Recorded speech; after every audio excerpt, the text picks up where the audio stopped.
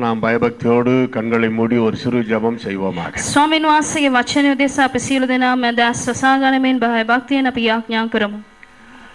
பரிசுத்த ஆவியானவர் நம் மத்தியிலே கடந்து வந்திருக்கிறார். ශුද්ධාත්මයන් වහන්සේ අප මැදේ බැස පැමිණෙන වහන්සේ සිටිනවා. ஒரு மனித சத்தத்தை அல்ல, தேவாதி தேவன் நம் மத்தியிலே பேசும்படி கடந்து வந்திருக்கிறார். යම් කිසි මිනිසෙකුගේ හඬ නොවේ දෙවියන් වහන්සේගේ හඬ කතා කරන පිණිස උන්වහන්සේ පැමිණ සිටිනවා. வார்த்தை, கர்த்தருடைய வார்த்தை, தேவனால் மகிமைப்படுத்தப்பட்ட அவருடைய வார்த்தை நாம் கேட்கும்படி வந்திருக்கிறோம். වචනය දෙවියන් වහන්සේගේ නාමයෙන් මහිමේ වචනය අසන පිණිස උන්වහන්සේ අප රැස් කරලා තිබෙනවා. பழைய ஏற்பாட்டு காலத்திலே அந்த சின்ன சாமுவேல் இப்படி சொன்னார், இதோ அடியேன் இருக்கிறேன் கர்த்தாவே பேசும் என்று சொன்னார். පරණ ගිවිසුම් කාලයේදී කුඩා සාමුවෙල් කිව්වා ඔබගේ මෙහෙකරු මා සිටිනවා ඔබ වහන්සේ මට කතා කළ මැනව. அப்படி போல நாமும் ஆண்டவரே என்னோடு பேசும் என்று சொல்லுவோமாக. එසේම අපි දෙවියන් වහන්සේට කියමු ස්වාමීනි මට කතා කළ මැනව.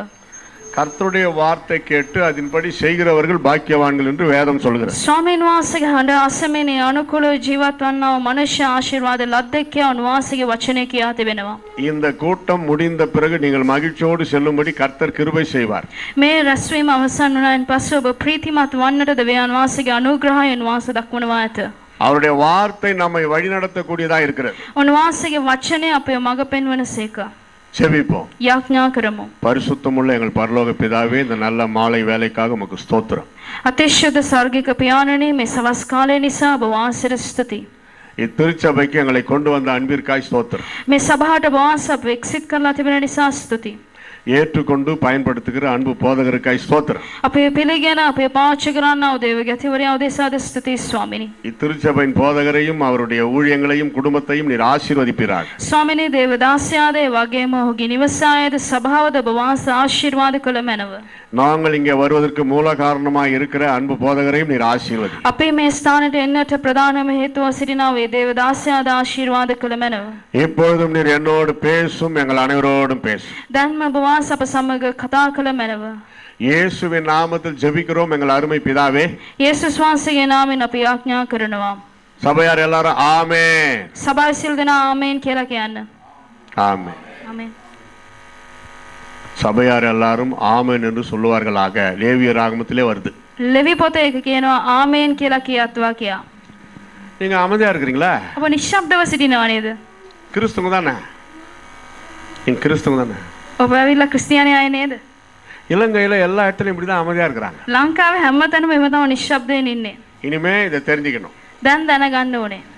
இயேசுவின் நாமத்தில் ஜெபிக்கிறோம் பிதாவே என்று சொன்ன உடனே போதகர் சொன்னாலும் சரி, அந்த ஜெபிக்கிறவங்க ஜெபிச்சு முடிச்சாலும் சரி, வர்ற புது ஊழியர் சொன்னாலும் சரி, சபையார் எல்லாரும் ஆமென்.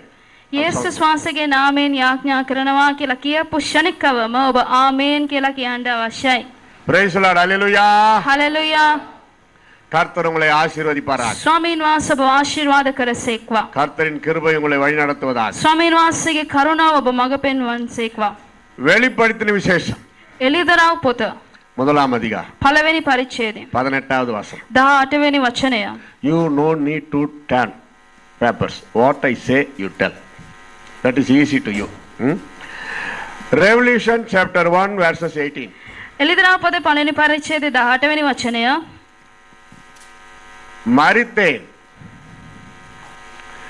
ஆனாலும் இதோ சதா காலங்களிலும் நான் உயிரோடு இருக்கிறேன். මරණ මේ නමුත් සදාකාලිකව ජීවමානව සිටිනවා. நான் மரணத்திற்கும் பாதாளத்திற்கும் உரிய திறவுகோல்களை உடையவராயிருக்கிறேன். ඒ මරණය සහ පාතාලයේ යතුරු මා සමග තිබෙනවා. நற்செய்தி 3 முக்கியமான நற்செய்தி. සුභාරංචිය 3 ආකාර වැදගත්ම කරුණු තිබෙනා වූ සුභාරංචිය.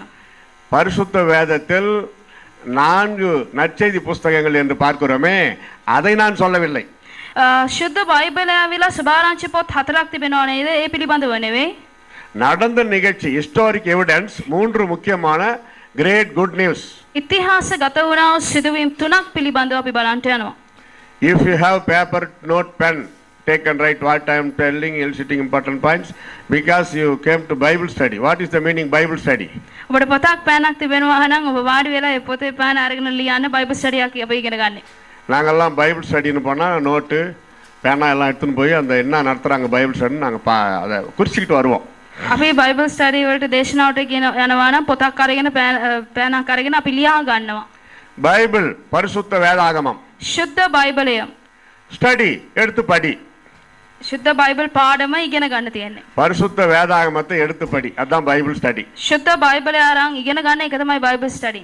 அவ்வளவுதான், முடிஞ்சிருச்சு. ஜெபம் பண்ணிட்டு போய் முடிச்சிடலாமா? එච්චරයි ඉවරයි. යාඥා කරලා යමුද? வீட்டுல போய் படிக்கலாம்ல பைபிளை. ගෙදර ගිහින් ඉගෙන ගන්න පුළුවන් නේද? ஆராதனை நடக்குது இல்லையா, சண்டே சர்வீஸ், அது ஆர்டர் ஆஃப் சர்வீஸ், அதுல ரொம்ப விலக்கி பேச நேரம் இருக்காது போதகருக்கு. ඉරදින දේව මෙහෙයේදී දේවගතිවරයාට අවිල පැහැදිලිව කතා කරන්නට වෙලාවක් මදි. සියල්ලම පිළිවෙලට ගමන් කරන්නේ.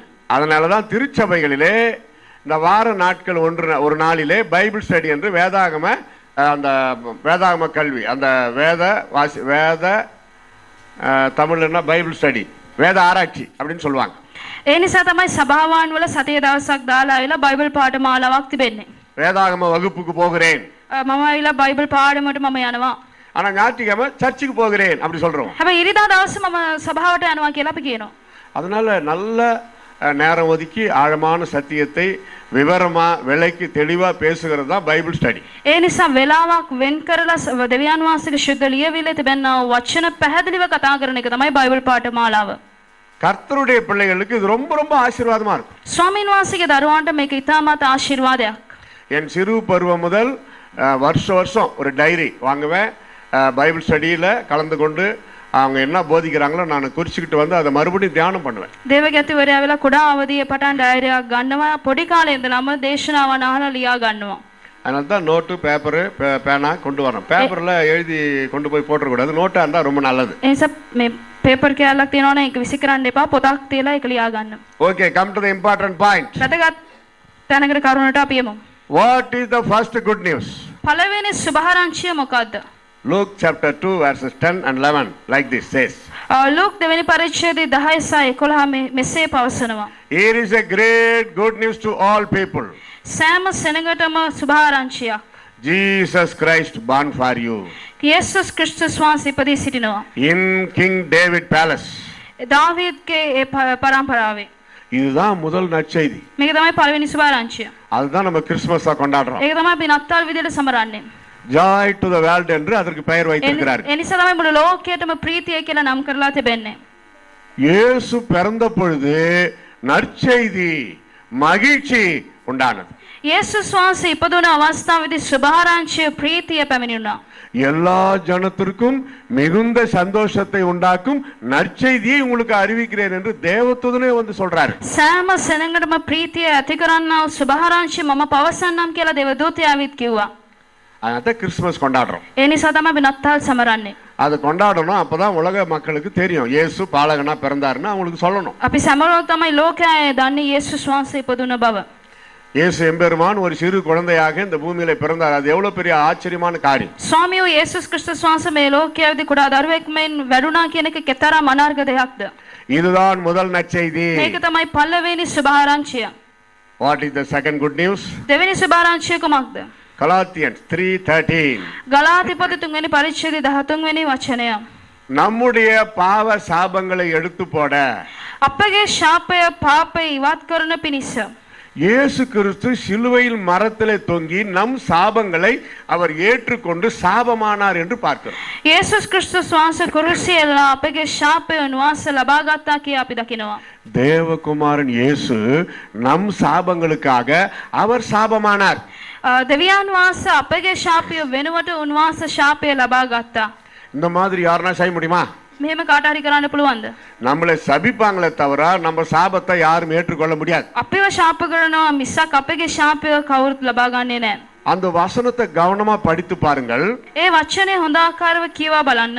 நியாய பிரமாணத்தின் சாபத்திற்கு நம்மை நீங்களாக்கி கொள்ள ඒ ව්‍යවස්ථාවේ ශාපයෙන් අපිව නිදහස් කරන පිණිස சிலுவை மரணத்தை ஏற்றுக்கொண்டார். උන්වහන්සේ කුරුසිය මරණය උසුලා ගත්තා. எப்ப இயேசு சிலுவையில மரித்தாரோ நம்ம சாபம் எல்லாம் நீங்கியது. කවදාද යේසුස් වහන්සේ කුරුසිය මැරුණේ? එදායින් අපගේ ශාපය ඉවත් වුණා. அதனால இனிமே விசுவாசிங்க, கர்த்தருடைய பிள்ளைகள், என்னமோ ஒரு சாபம் எங்க வீட்டுல இருக்குது அப்படி சொல்லக்கூடாது. ඒ නිසා දේවදර අපේ ගෙදර මොන හරි ශාපයක් තියෙනවා කියලා කියන්න බෑ.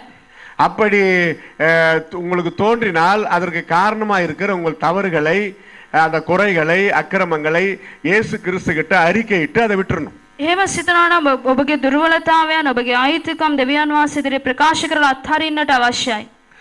பிசாசுக்கு பைபிள் வசனம் எல்லாம் நல்லா தெரியும். යක්ෂයා ඇවිල්ලා සුද්ධ ලියවිල්ල හොඳ ආකාරයෙන්ම දන්නවා. சர்ச்சுக்கு சரியா உருப்படியா நீங்க வரலன்னு வச்சுக்கோங்க. සභාවට ඔයාලා පිළිවෙලට ආවේ නැත්තම් කියන්න. நீ உருப்படியா சர்ச்சுக்கு போகாதனால இந்த வீட்டுக்குள்ள நான் என் சாபத்தை வச்சிருக்கிறேன்னு பிசாசே சொல்லுவான். උඹ හරියට සභාවට ගියේ නැති හින්දා මගේ ශාපය ඔබගේ නිවස තුළ තබා තිබෙනවා කියලා යක්ෂයාම වෙත ඔබට කියයි. ஏன்னா அவனுக்கு எல்லா ரூல்ஸ் ரெகுலேஷன் அந்த வசனம் எல்லாம் தெரியும், நியாயப்பிரமாணம் தெரியும். මක්නිසාද ව්‍යවස්ථාව වචනේ හොඳ ආකාරවම දන්නවා. இப்போ யோசித்து பாருங்க, சாபம் யாரால வருது? දැන් ශාපය කවුරු හින්දාද එන්නේ? பிசாசின் சாபங்களை இயேசு சிலுவையிலே சுமந்து தீர்த்து விட்டார். ඒ යක්ෂයා දෙන්නව ශාපය ක්‍රිස්තුස් වහන්සේ කුරුසියේ උන්වහන්සේ විසඳුම ලබා දුන්නා. இப்போ கூட சாபம் இருக்குது உங்க வீட்டுலன்னா இயேசு கிறிஸ்துவோ பிசாசோ கிடையாது, நம்மளால தான் அது வரணும். දැනුත් ඔබට ශාපය තිබෙනවා නම් ඒක යක්ෂයා නිසා නෙවෙයි ඔබ නිසා තමයි එන්නේ. பேய் பிசாசுக்கு பில்லி சுனியம் மந்திர தந்திரம் இதுக்கெல்லாம் கர்த்தருடைய பிள்ளைகள் பயப்படவே கூடாது. යක්ෂාත්මය වගේ මහූනියම් බලවේගයේ දේවදරුවන් මේ දේවල් වලට බය වෙන්න බෑ. உலகத்திலே அது இருக்கிறது, ஆனால் அது கர்த்தருடைய பிள்ளைகளாகிய நமக்கு அல்ல. ලෝකයේ තිබෙන එනමුත් ස්වාමීන් වහන්සේගේ දරුවන් වන ඔබට මට නෙවෙයි. யாரோ எனக்கு பில்லி சுனி வச்சுட்டாங்க பாஸ்டர், வந்து ஜெபம் பண்ணுங்க பாஸ்டர் அப்படின்னுவாங்க. කවුද මට හූනියමක් කරලා පාස්ටර් මට අවිලා යාඥා කරන්න කියලා කියනවා. ஒரு விசுவாசி அப்படி சொல்லலாமா? ඇදහිලිවන්තයෙක් එහෙම කියන්න පුළුවන්ද? உனக்குள்ள இருக்கிற பரிசுத்த ஆவியானவர் என்ன ஆனார்? ඔබ තුල සිටින ශුද්ධාත්මයන් වහන්සේට මොකද්ද වුනේ? எங்க போனார்? කොහෙද ගියේ? என்னாகமம் 23:23 இப்படி சொல்லுகிறது. ගණන් කතාවේ 23:23 මෙසේ පවසනවා. யாக்கோபுக்கு விரோதமான மந்திரவாதம் இல்லை, යාකෝබ්ට විරුද්ධව කිසිම දෙයක් නැත. இஸ்ரவேலுக்கு விரோதமான குறி சொல்லுதலும் இல்லை. ඊශ්‍රායලට විරුද්ධව පේන කියන්නේ කිසිම ආත්මයක් නැත. யாக்கோபு தான் இஸ்ரவேல். යාකෝබ් තමයි ඊශ්‍රායල්. யாக்கோபு என்றால் எத்தன், ஏமாற்றுபவன் என்று அர்த்தம். ඒ කියන්නේ රවට්ටන්නා පුද්ගලයා කියන අර්ථය. இஸ்ரவேல் என்றால் தேவனுடைய பிரபு என்று அர்த்தம். ඊශ්‍රායල් කියන්නේ දෙවියන් වහන්සේගේ ස්වාමීන් වහන්සේ කියන දේ. பேருக்கு கிறிஸ்துவங்களா இருந்தா கூட அவங்கள பிசாசு வந்து தாக்காது. නාමික කිතුණුවන් විදිහට හිටියත් යක්ෂයා ඇවිල්ලා ඔවුන්ට බාධා කරන්නේ නැහැ. அப்போ ரட்சிக்கப்பட்டு ஞானஸ்தானம் எடுத்து பரிசுத்தாவின் அபிஷேகம் பெற்று கர்த்தருடைய நல்ல ஒரு அருமையான பூரண சுவிசேஷத்தை அறிவிக்கிற திருச்சபையில ஐக்கியமா இருக்கிற உங்களை பிசாசு சோதிக்கலாமே தவிர நம்ம மந்திர தந்திரம் மூலமா வர முடியாது. එනමුත් ගැලවීම ලැබලා ආලේපය ලබාගෙන සිටින ඔබගේ නිවසට යක්ෂයා පරීක්ෂාව ගේන්න පුළුවන්. එනමුත් ඔහුගේ බාධාවන් ගේන්න බෑ. இதுதான் இரண்டாவது நற்செய்தி. මේක තමයි දෙවෙනි සුභාරංචිය. இயேசு என் பாவங்களையும் என் சாபங்களையும் போக்க சிலுவை மரண தண்டனை ஏற்று என் சாபங்களை அவர் சிலுவையிலே சுமந்தார். යේසුස් වහන්සේ මාගේ ශාපය පාපය නැති කරන පිණිස උන්වහන්සේ මාගේ දඬුවම් කුරුසියේදී සුලා ගත්තා. அதனால நம்ம கர்த்தருக்குள் சந்தோஷமா இருக்கும். ඒ නිසා ස්වාමීන් වහන්සේ තුළ ප්‍රීතිව සිටින්නට අවශ්‍යයි. மூன்றாவது நற்செய்தி என்ன? තුන්වෙනි සුභාරංචිය කුමක්ද? I die but I am living everlasting life. මම මැරුණේ මේ එනමුත් සදාකාලිකව මා ජීවත් වෙමි. அதத்தான் இப்ப முதல்ல படிச்சான். ඒක තමයි පළවෙනියට අපි කියවන්නේ. உலகத்தையே ஒரு உலுக்கின ஒரு உன்னதமான ஹிஸ்டாரிக் எவிடன்ஸ், சரித்திர சான்று, இயேசு உயிர்த்தெழுந்தார். මුළු ලෝකයේම සැලවීමක් ඇති කළා වූ ඉතිහාස ගතවන්නා වූ ක්‍රිස්තුස් වහන්සේ ජීවතුන් අතර සිටිනවා. நல்லா கவனிங்க. සමන් දෙන්න. 12 பேரோடு ஆரம்பிக்கப்பட்ட இந்த கிறிஸ்தவம் இன்றைக்கு உலகம் முழுசும் கோடி கணக்கில் வியாபித்திருக்கிறது. 12 දෙනාගෙන් පටන් ගත්තා වූ මේ කිතුණු දහම මුළු ලෝකයේ පුරාම පැතිර තිබෙනවා. What is the secret? ඒකේ රහස කුමක්ද? Jesus Christ rose from the death. යේසුස් ක්‍රිස්තුස් වහන්සේ මරණයෙන් උන්වහන්සේ උත්ථාන වුණා. உலகத்திலேயே ஒரே ஒரு நாட்டுக்கு தான் அதிகமா ஏரோப்ளான் வந்து போகுது. ලෝකයේම එකම එක රටකට තමයි ගොඩක්ම ඒරෝප්ලේන්ස් ඇවිල්ලා යන්නේ. எந்த நாடு? මොනවද රට? කොයි රටටද? இஸ்ரேல் நாடு. இஸ்ராயல் රට. ஏன் தெரியுமா? ඇයි දන්නවද? இயேசு உயிர்த்தெழுந்த காலியான கல்லறை காண from the whole world, not only Christian, Gentiles people also coming to see the open tomb of Jesus Christ. යේසුස් වහන්සේ තන්පත් කරාවේ එතන දැන් හිස්ව තිබෙන නිසා ඒ යුදෙවරුන් පමණක් නෙවෙයි අන්‍ය ජාතික සෑම පිරිසම ඒ ස්ථානයට ඇවිත් බලනවා. If you want to go and see, you can go 5 lakhs Sri Lanka money. ඔබට බලන්න ඕනේ නම් ලංකාවේ රුපියල් වලින් ලක්ෂ 5යි. நாங்க என்ன சொல்றோம்? கண்டு விசுவாசிக்கிறதை விட காணாமல் விசுவாசிக்கிறவன் பாக்கியவான். දැකලා අදහන්නව මනුෂ්‍යයට වඩා නොදකලා අදහන්නව අදහිල්ල තමන්නව මනුෂ්‍ය ආශිර්වාද ලද්දෙක්. பணம் கையில எல்லாம் காட்டி இந்த மாதிரி நாங்க வார்த்தையை சொல்லி சமாளிச்சுக்கலாம். මුදල් අතේ නැත්තම් මේ වගේ වචන කියලා ඒවා ඔක්කොම හරි ගස්ස ගන්න පුළුවන්. 1000 ஆண்டு அரசாட்சியில நம்ம இலவசமா போய் பார்த்து கொள்ளலாம். ඒ රජකම අවුරුදු 1000ක් තිබෙන්න යනවා. ඒ තුල අපි නොමිලේම ගිහින් බලන්න පුළුවන්. உயிர்த்தெழுந்தார், அவர் செத்து போகவில்லை, அவர் உயிரோடு எழுந்தார், இன்றைக்கும் ஜீவிக்கிறார். උන්වහන්සේ උත්ථාන වුණා. උන්වහන්සේ මැරුණේ නැහැ. අද ජීවතුන් අතර සිටිනවා. தேவகுமாரன் இயேசு வேத வாக்கியம் நிறைவேறத்தக்கதாக பிதாவின் சித்தப்படி இந்த பூமியிலே பாலகனாய் பிறந்தார். அவர் வளர்ந்து 33 வயசுல நம் மனுக்குலத்தின் பாவங்களுக்காக சாபங்களுக்காக சிலுவையில் அறையப்பட்டார்.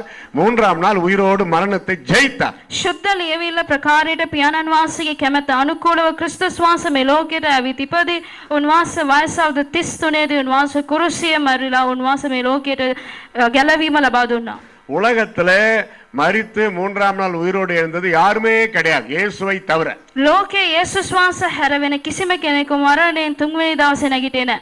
அப்படியாப்பட்ட உண்மையான தெய்வத்தை நாம் ஆராதிக்கிறோம் எப்படி இருக்கணும்?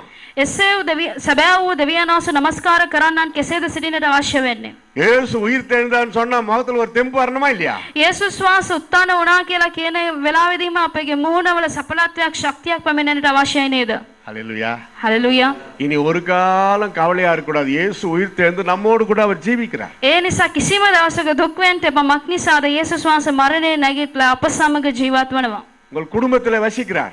ඔබගේ පවුලේ නිවසේ උන්වහන්සේ වාසය කරනවා. நீங்கள் வேலைக்கு செல்லும் பொழுது உங்களோடு கூட அவர் வருகிறார். ඔබ රැකියාවට යන ස්ථානයේ ඔබ සමග උන්වහන්සේ පැමිණෙනවා. ஒரு இனிய நண்பரை போல அவர் உங்களோடு கூட இருக்கிறார். යහපත් මිත්‍රයෙක් මෙන් ඔබ සමග උන්වහන්සේ සිටිනවා. If you love more and more human, many problem will come. ඔබ මිනිසෙකුට වැඩි වැඩියෙන් ඔබ ප්‍රේම කරනවා නම් වැඩි වැඩියෙන් ප්‍රශ්න එනවා. If you love more and more Jesus Christ, all problem will solve. ඔබ වැඩි වැඩියෙන් ක්‍රිස්තුස් වහන්සේට ප්‍රේම කරනවා නම් සෑම ප්‍රශ්නෙන් ඔබ නිදහස ලැබෙනවා. பெஸ்ட் ஃப்ரெண்ட் யார் நம்மளுக்கு தெரியுமா? අපි හොඳම බෙස්ට් ෆ්‍රෙන්ඩ් කවුද කියලා දන්නවද? இயேசு கிறிஸ்து. යේසුස් වහන්සේ. அதை நம்ம ஃபீல் பண்ணணும். ඒක අපි දැනගන්නට අවශ්‍යයි. நம்ம போகும்பொழுது வரும்பொழுது நடக்கும்பொழுது வீட்டில் இருக்கும்பொழுது அவர் ஃப்ரெண்டு மாதிரி நம்மளோட கூட இருக்கிறத நம்ம ஆவியில ஃபீல் பண்ணணும். අපි ආත්මෙන් අත්විඳින්නට අවශ්‍යයි. යන වෙලාවේ එන වෙලාවේ උන්වහන්සේ අප සමග මිත්‍රයෙක් මෙන් සිටින බව. அந்த டச் அப் இருக்கணும். ඒ ස්පර්ශය තිබෙන්න අවශ්‍යයි. தொடர்பு எல்லைக்கு வெளியில போயிடக்கூடாது. ඒ සම්බන්ධතාවයෙන් ඔබ ඈතට යන්නට බෑ. ஒரு தடவை மலேசியாவில் ஒரு சர்ச்சில் பேசி முடிச்சேன். එක දවසක් මැලේසියාවේ එක සභාවක කතා කරලා දේශනා කරලා ඉවර වුණා. ரொம்ப டயர்டா கொஞ்ச நேரம் வெளியே அப்படி சேர் போட்டு உட்கார்ந்தேன். ගොඩාක් මහන්සි නිසා එළිය පුටුව දාලා වාඩි වුණා. ஒரு வாலிப பெண் என்னிடத்துல வந்தாள். එක යෞවන ස්ත්‍රියක් මා ළඟට ආවා. ஒரு +2 படிக்கிற வயசு இருக்கும். මේ උසස් පෙළ කරන වයස ඇති. இங்க +2 நீங்களா 12th advance 10th 11th 12th. ඒ කියන්නේ අපි උසස් පෙළ විභාගය. ඒ අවුරුද්ද. அங்கிள் நீங்க எங்க இருந்து வந்திருக்கிறீர்கள் என்று அந்த பெண்மணி கேட்டார். ඒ ස්ත්‍රිය මගෙන් ඇහුවා අංකල් ඔබ කොහෙන්දලාද ඇවිල්ලා ඉන්නේ කියලා. நான் இந்தியாவில இருந்து வந்திருக்கிறேன்னு சொன்னேன். ඒතර මං කිව්වා මම ඉන්දියා දේශයේ ඉඳලා ඇවිල්ලා ඉන්නේ. இந்தியாவில எங்க இருந்து வந்திருக்கிறீங்கன்னு கேட்டார். ඉන්දියාවේ කොහෙන්දලාද ඇවිල්ලා ඉන්නේ කියලා ඇහුවා.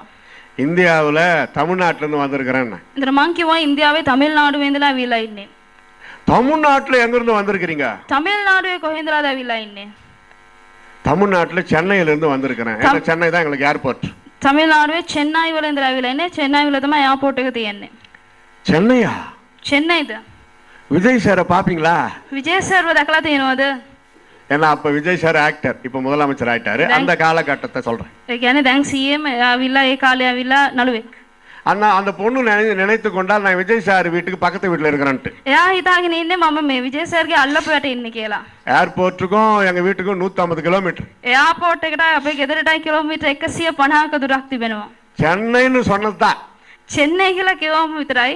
விஜய் சாரை பாப்பீங்களா? විජේ සර්ව දැකලා තියෙනවද? நான் செல் நம்பர் தரேன், கொண்டு போய் அவர்கிட்ட கொடுங்க, அவர் எனக்கு ஃபோன் பண்ண சொல்லுங்க. මගේ ෆෝන් නම්බර දෙන්න අරගෙන දෙන්න කෝල් කරන්න කියන්න. படபடன்னு அப்படி பேசுது அந்த பொண்ணு. නතර කරන්න නැතුව කියවගෙන යනවා ඒ කාන්තාව. நான் பாக்குறது இல்லம்மா, எனக்கு டைம் இல்ல அப்படின்ட்டு. මම කිව්වා මම දැකලා නැහැ මට වෙලාවකුත් නැහැ කියලා කිව්වා. நான் சொன்னது அந்த பெண்ணுக்கு ரொம்ப வருத்தமாயிடுச்சு. මම කියපු වචනය ගොඩක්ම හදවත රිදුනා. இன்னும் அங்கிள் அப்படி சொல்லிட்டீங்க. මොකද එහෙම කිව්වේ එකපාරට? நாங்க வாரத்துக்கு ஒரு முறை விஜய் சார் படத்தை ஜபத்தோட பாக்குறோம். අපි මේ සතියට පාරක් යාඥාවෙන් විජේ සර්ගේ චිත්‍රපටි බලනවා නේද? எங்க வீட்ல எல்லாருக்கும் விஜய் சார் மேல உயிர். අපේ ගෙදර හැමෝම විජේ සර් කියන්නේ පණ වගේ ආදරේ. அப்படி அந்த பெண்ணு கிறிஸ்துவ பெண்ணா இருந்தோம், உடம்பு ஃபுல்லா ரத்த ஓட்டம் ஃபுல்லா விஜய் சார் தான் ஓடுறாரு. එයා කිතුණු කාන්තාවකව හිටියත් ඒගේ ලේ වලින් ශරීරය සම්පූර්ණ විජේ සර් තමයි ඉන්නේ. நான் கேட்டேன், මං ඇහුවා ஏமா நீ கிறிஸ்துவ பெண்மணி தானே, ඔයා මේ කිතුණු කෙනෙක් ක්‍රිස්තියානි කෙනෙක් නේද? நீ ரட்சிக்கப்பட்டிருக்கிறியா, ඔයා ගැලවීම ලැබලාද ඉන්නේ?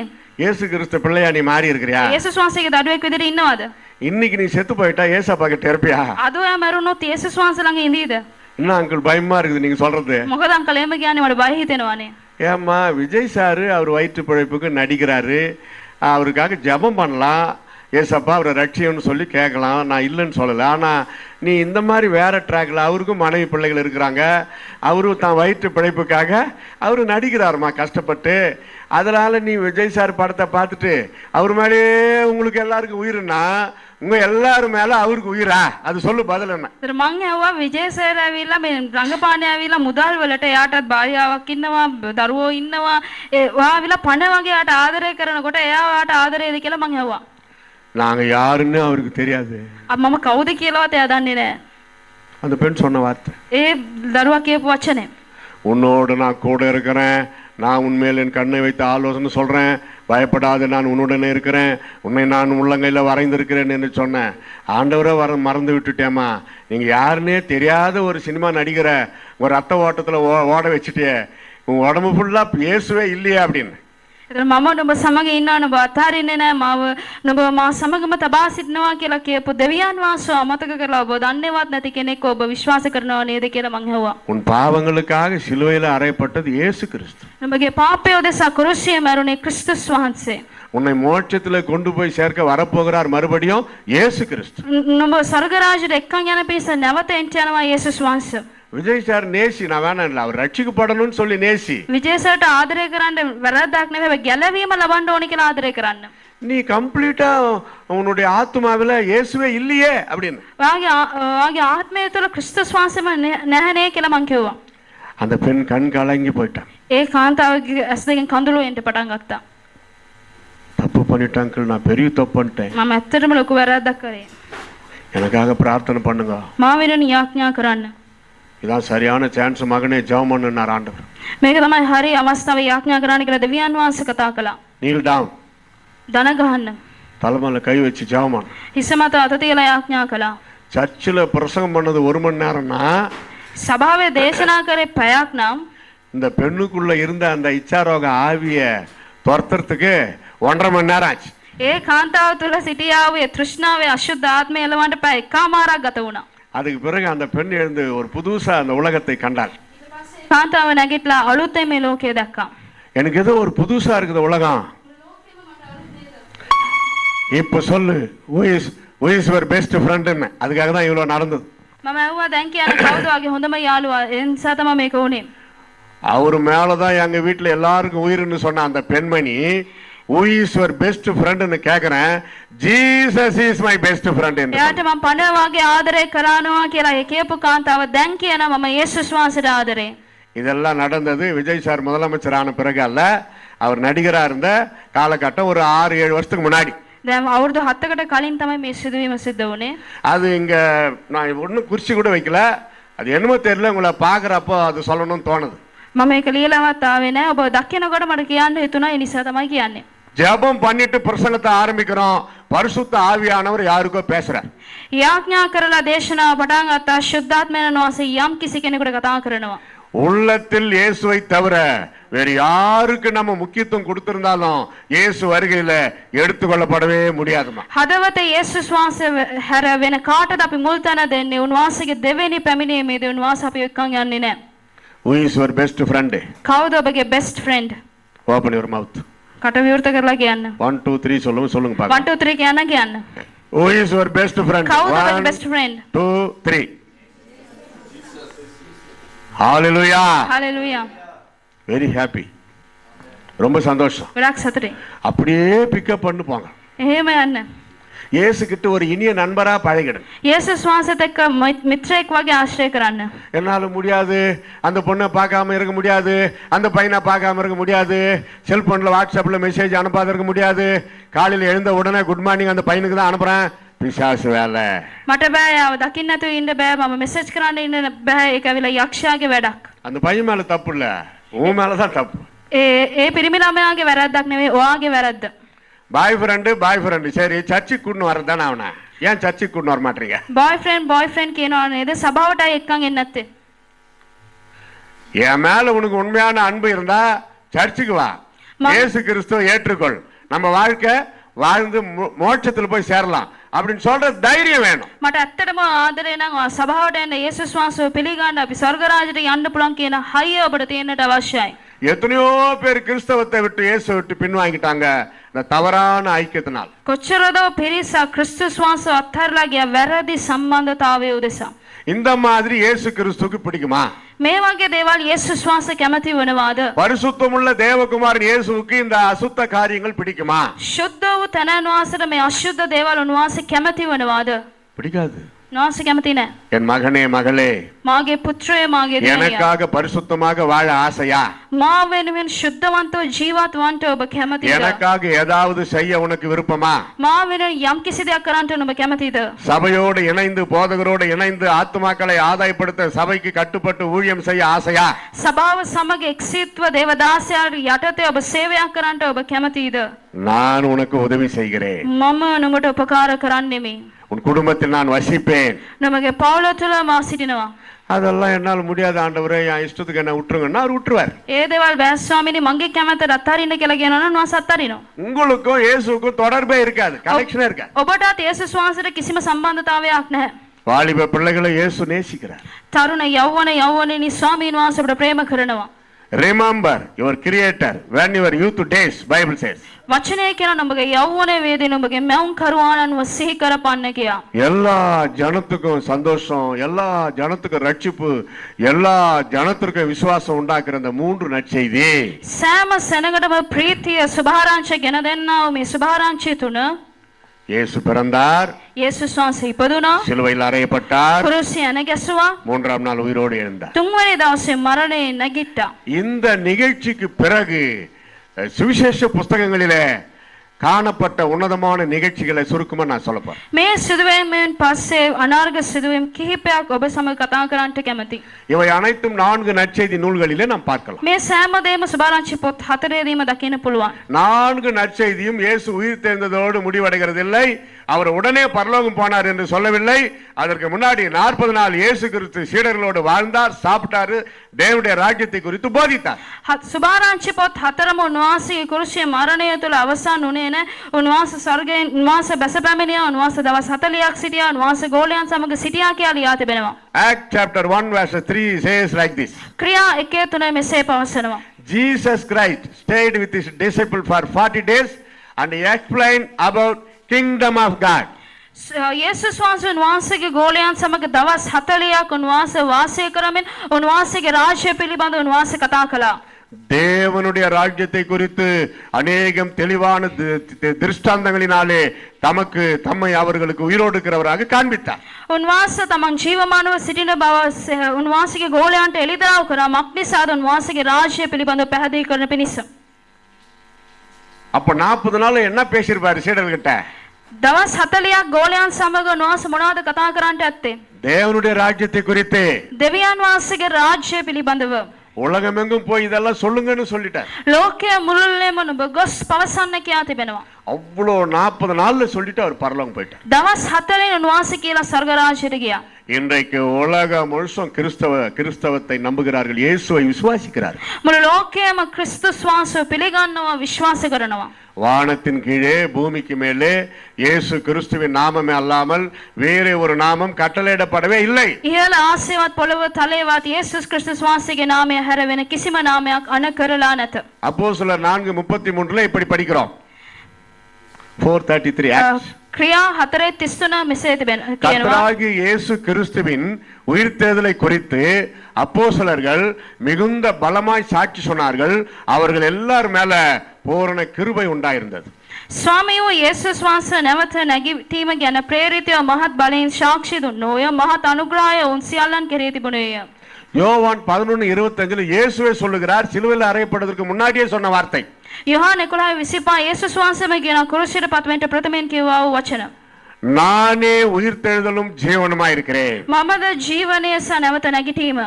மார்க் 16:6 இப்படி படிக்கிறோம். මාර්ක් 16:6 මෙසේ පවසනවා. பயப்படாதிருங்கள். බය නොවන්න. சிலுவையில் அறையப்பட்ட இயேசுவை தேடுகிறீர்கள். කුරුසිය අනගැසුවා යේසුස් වහන්සේ ඔබ සොයන්නේ. அவர் இங்கே இல்லை. උන්වහන්සේ මේ ස්ථානයේ නැත. அவர் உயிர்த்தெழுந்தார். උන්වහන්සේ නැවත නැගිට්ටා. என்ன சந்தோஷம். කෙතරම් ප්‍රීතියක්ද. மார்க் 16 கடைசி கட்டம் பாருங்க. சீடர்கள் எல்லாருக்கும் சொல்றாரு, புறப்பட்டு போய் இந்த நற்செய்தியை பரப்புங்கள், பிதாக்குமான் பரிசுத்தாவின் நாமத்திலே ஞானஸ்நானம் கொடுங்கள் என்று கட்டளை இடுகிறார். මාර්ක් 16 අන්තිම කොටසේදී උන්වහන්සේ අණ කරන එබැවින් උඹලා ගොස් සියලු ජාතීන් ගෝලයන් කරන්න කියා. எனவே சுவிசேஷத்தை அறிவிக்க வேண்டியது இயேசுவின் கட்டளை, நாம் அதை செய்ய வேண்டும். මක්නිසාද සුභාරංචි ප්‍රකාශ කිරීම දෙවියන් වහන්සේගේ ප්‍රධාන අණ ඒ නිසා අපි කීකරු විය යුතුයි. சரிங்களா? ඔබ කරනවාද? வாரம் ஞாயிற்றுக்கிழமை சர்ச்சுக்கு வந்து போயிடுறீங்க, அவ்வளவுதான். සතිය හැම සතියෙම ඇවිල්ලා සභාවට ඇවිත් යනවා එච්චරයි. நம்ம சர்ச்சு சீல கைப்பிரதியில பின்னாடி பக்கம் போட்டு வருஷத்துக்கு ஒரு 100 பேருக்காவது கொடுங்க. අපේ සභාවේ සීලය ගහලා ඔබ ඇවිල්ලා ටැක්ස් ඇවිල්ලා දෙන්න පුළුවන් 100 දෙනෙක්ට හරි. கஷ்டமில்லாத ஒரு ஊழியம் உங்களுக்கு. අමාරු නැති සේවයක් ඔබට. வருஷத்துக்கு 365 நாள் இருக்குது. අවුරුද්දට දවස් 365ක් තිබෙනවා. நற்செய்தி கைப்பிரதி அதுல பேக் சைடுல ஒரு கேப் இருக்கும். அதுல நம்ம சர்ச்சு சீல் போட்டு யாருக்காவது நீங்க கொடுத்துட்டு வாங்க, அவங்க படிப்பாங்க, அவங்க சர்ச்சுக்கு வருவாங்க. ඔබගේ බෑග් එකේ සයිඩ් පොකට් එකක් තියෙනවා. ඒකේ ඇවිල්ලා දාගන්න සුභාරංචි ටැක්ස් එතකොට ඔබට දෙන්න පුළුවන්. இதான் விசுவாசம். මේ තමයි ඇදහිල්ල. அதெல்லாம் ஒண்ணும் யாரும் வர மாட்டாங்கன்னா அது அப்படியே தான் நடக்கும். ඒක එච්චරයි කවුරුත් ඉන්නේ නැහැ කියලා එහෙම හිතුවනම් කොහොමත් එන්නේ නැහැ. விசுவாசிக்கணும். ඔබ විශ්වාස කරන්න අවශ්‍යයි. சீடர்கள் ஒவ்வொருவரும் விசுவாசத்தோடு புறப்பட்டு போனதனால தான் இன்றைக்கு கோடி கணக்கில் கிறிஸ்தவர்கள் ஆகி இருக்கிறோம். ගෝලයන් ඇදහිල්ලෙන් ගියපු නිසා තමයි අනන්ත අප්‍රමාණ ඇදහිලිවන්තයන් දැන් සිටින්නේ. இயேசு கிறிஸ்து உயிர் தெழுந்த பின் நடந்த சில உன்னதமான மேன்மையான மகிமையான அனுபவங்களை பார்க்கலாம். යේසුස් වහන්සේගේ නැවත නැගිටීමෙන් පසු වුණා වූ ආශ්චර්යමත් සිදුවීම් කිහිපයක් බලන්න යනවා. யோவான் 20:15. යොහාන් 20:15. இயேசு உயிர் தெழுந்த பிறகு அவர் வாயை திறந்து பேசின முதல் வார்த்தை.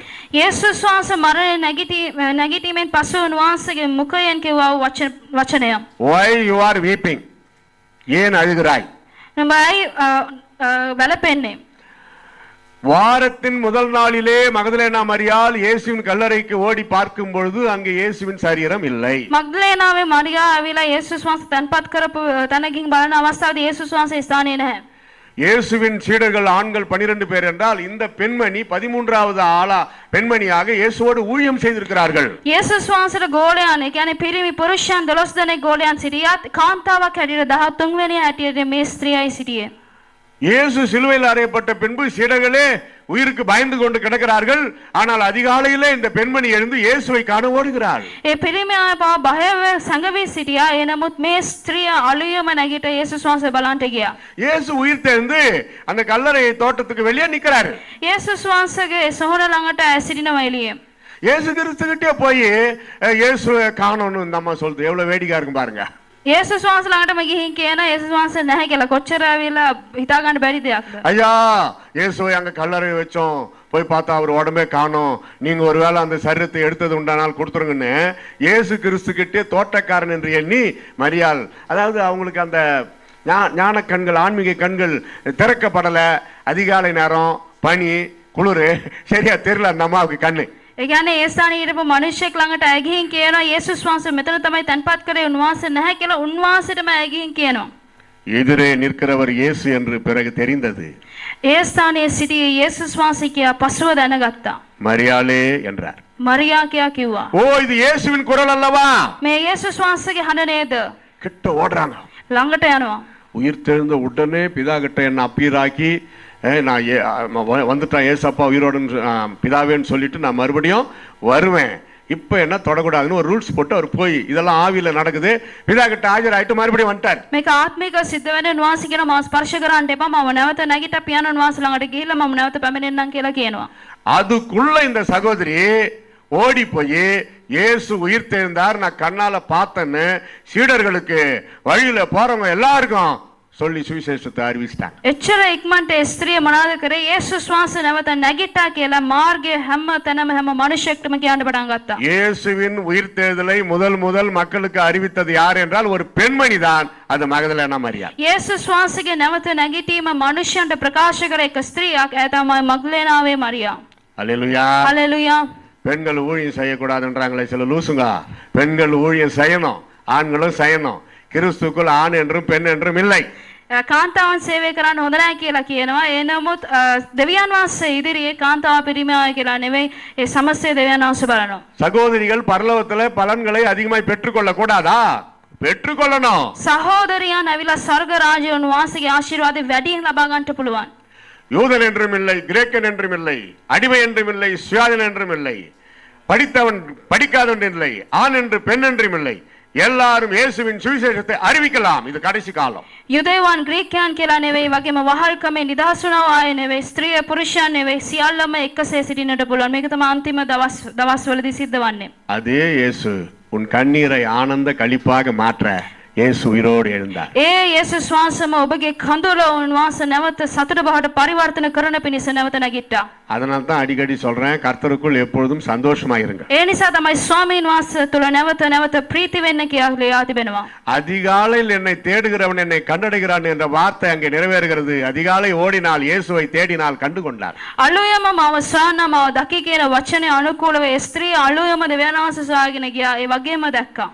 அதிகாலையில் எழுந்து தனியா ஸ்தோத்திரம் பண்ணி ஜெபம் பண்ணி பாருங்க, நீங்கள் இயேசுவை காண முடியும். අලුයම නැගිට ප්‍රශංසා කරලා බලන්න යේසුස් වහන්සේ දකින්නට පුළුවන්.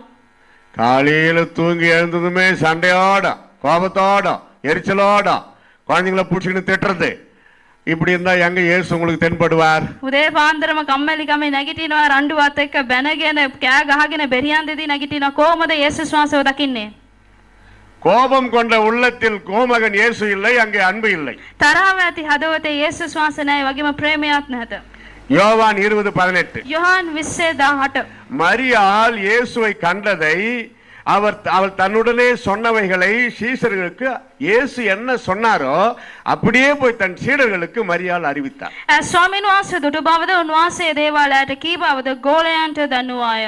இயேசு உயிர்த்தெழுவதற்கு முன்னாடி அந்த பெண்மணி செய்த ஊழியத்தை காட்டிலும் இயேசு உயிர்த்தெழுந்த பிறகு தைரியமாய் அந்த பெண்மணி ஊழியம் செய்திருக்கிறார்கள். යේසුස් වහන්සේගේ නැවත නැගීමට ප්‍රථමයෙන් ස්ත්‍රිය කළා වූ සේවයටත් වඩා උන්වහන්සේගේ නැවත නැගීමෙන් පසුව කළා වූ සේවය අනාර්ගයි. இயேசுவின் உயிர்த்தெழுதல் நமக்கு தைரியத்தை கொடுக்கிறது. යේසුස් වහන්සේගේ නැවත නැගීම අපිව ශක්තිමත් කරනවා. இயேசு உயிர்த்தெழுந்த கல்லறைய உலகம் ஃபுல்லா இருந்து போய் ஏன் போய் பார்த்துட்டு வராங்கன்னா, அவர் உயிர்த்தெழுந்து விட்டார், அதனால தான் போய் பார்க்கறாங்க. උන්වහන්සේගේ සොහොන්ගේ මුළු ලෝකෙම ගිහිලායි බලන්නේ උන්වහන්සේ නැවත නැගිටලා අවසానයි. கல்லறை தோட்டம்னு இருக்குதுல்ல, இந்த எங்க பார்த்தாலும் நம்ம இந்த உலகத்துல මේ ලෝකේ හැමතැනම මේ සොන්ගේ තියෙනවා, සොහොන තියෙනවා. பாதி ராத்திரில நீங்க தனியா அங்க போக முடியுமா? මේ රෑ 12ට යන්න පුළුවන් තනියේ. அங்க ஒண்ணுமே கிடையாது. ඒ කිසි දෙයක් නැහැ. செத்து போன உடம்பே புதைச்சு வச்சிருக்காங்கன்னு நல்லா தெரியும். මැරිච්ච මලමිණියක් වලලා තියෙන කියලා හොඳටම දන්නවා. ஆனா ஏன் போக மாட்டாங்கன்னா அதான் தெரியல, பயப்படுறாங்க. ඇයි යන්නේ නැත්තේ කියලා තමයි දන්නේ නැහැ, බය වෙන්නේ. ஒரு முறை நானும் என் மனைவியும் ஆந்திராவில் ஊழியத்துக்கு போயிருந்தோம். එක දවසක් පාස්ටර්ගේ භාර්යාව වෙලා ආන්ද්‍රාවට සේවයට ගිහලා තියෙනවා. ஒரு மின் விளக்கு கூட இல்லாத ஒரு ரூம்ல எங்களை உட்கார வச்சாங்க. ලයිට්වත් නැති කාමරයක අපි වාඩි කෙරෙව්වා. நைட்டுக்கு தான் மீட்டிங். රාත්‍රියට තමයි මීටිම තියෙන්නේ. நீ ரூம்ல இருமா, நான் கொஞ்சம் வாக்கிங் போயிட்டு வரேன் காத்தோட்டமான்னு சொல்லி கொஞ்சம் பட்டாணி கச்சான் கொஞ்சம் எடுத்துன்னு போயிட்டேன். පාස්ටර් මොනවද කරලා තියෙන්නේ? භාර්යාව කාමරේම නවත්තලා මම ඇවිදලා එන්නම් කියලා මේ කඩල මොනවාරි අරගෙන ගිහලා තිනවා. நேரா போய் போனா சுடுகாடு. කෙලින්ම ගියොත් එම සෝන. கல்லறை எங்க போற அழகா கல்லறை கட்டி இருக்கு. ලස්සන්ට මේ සෝන හදලා තියෙනවා.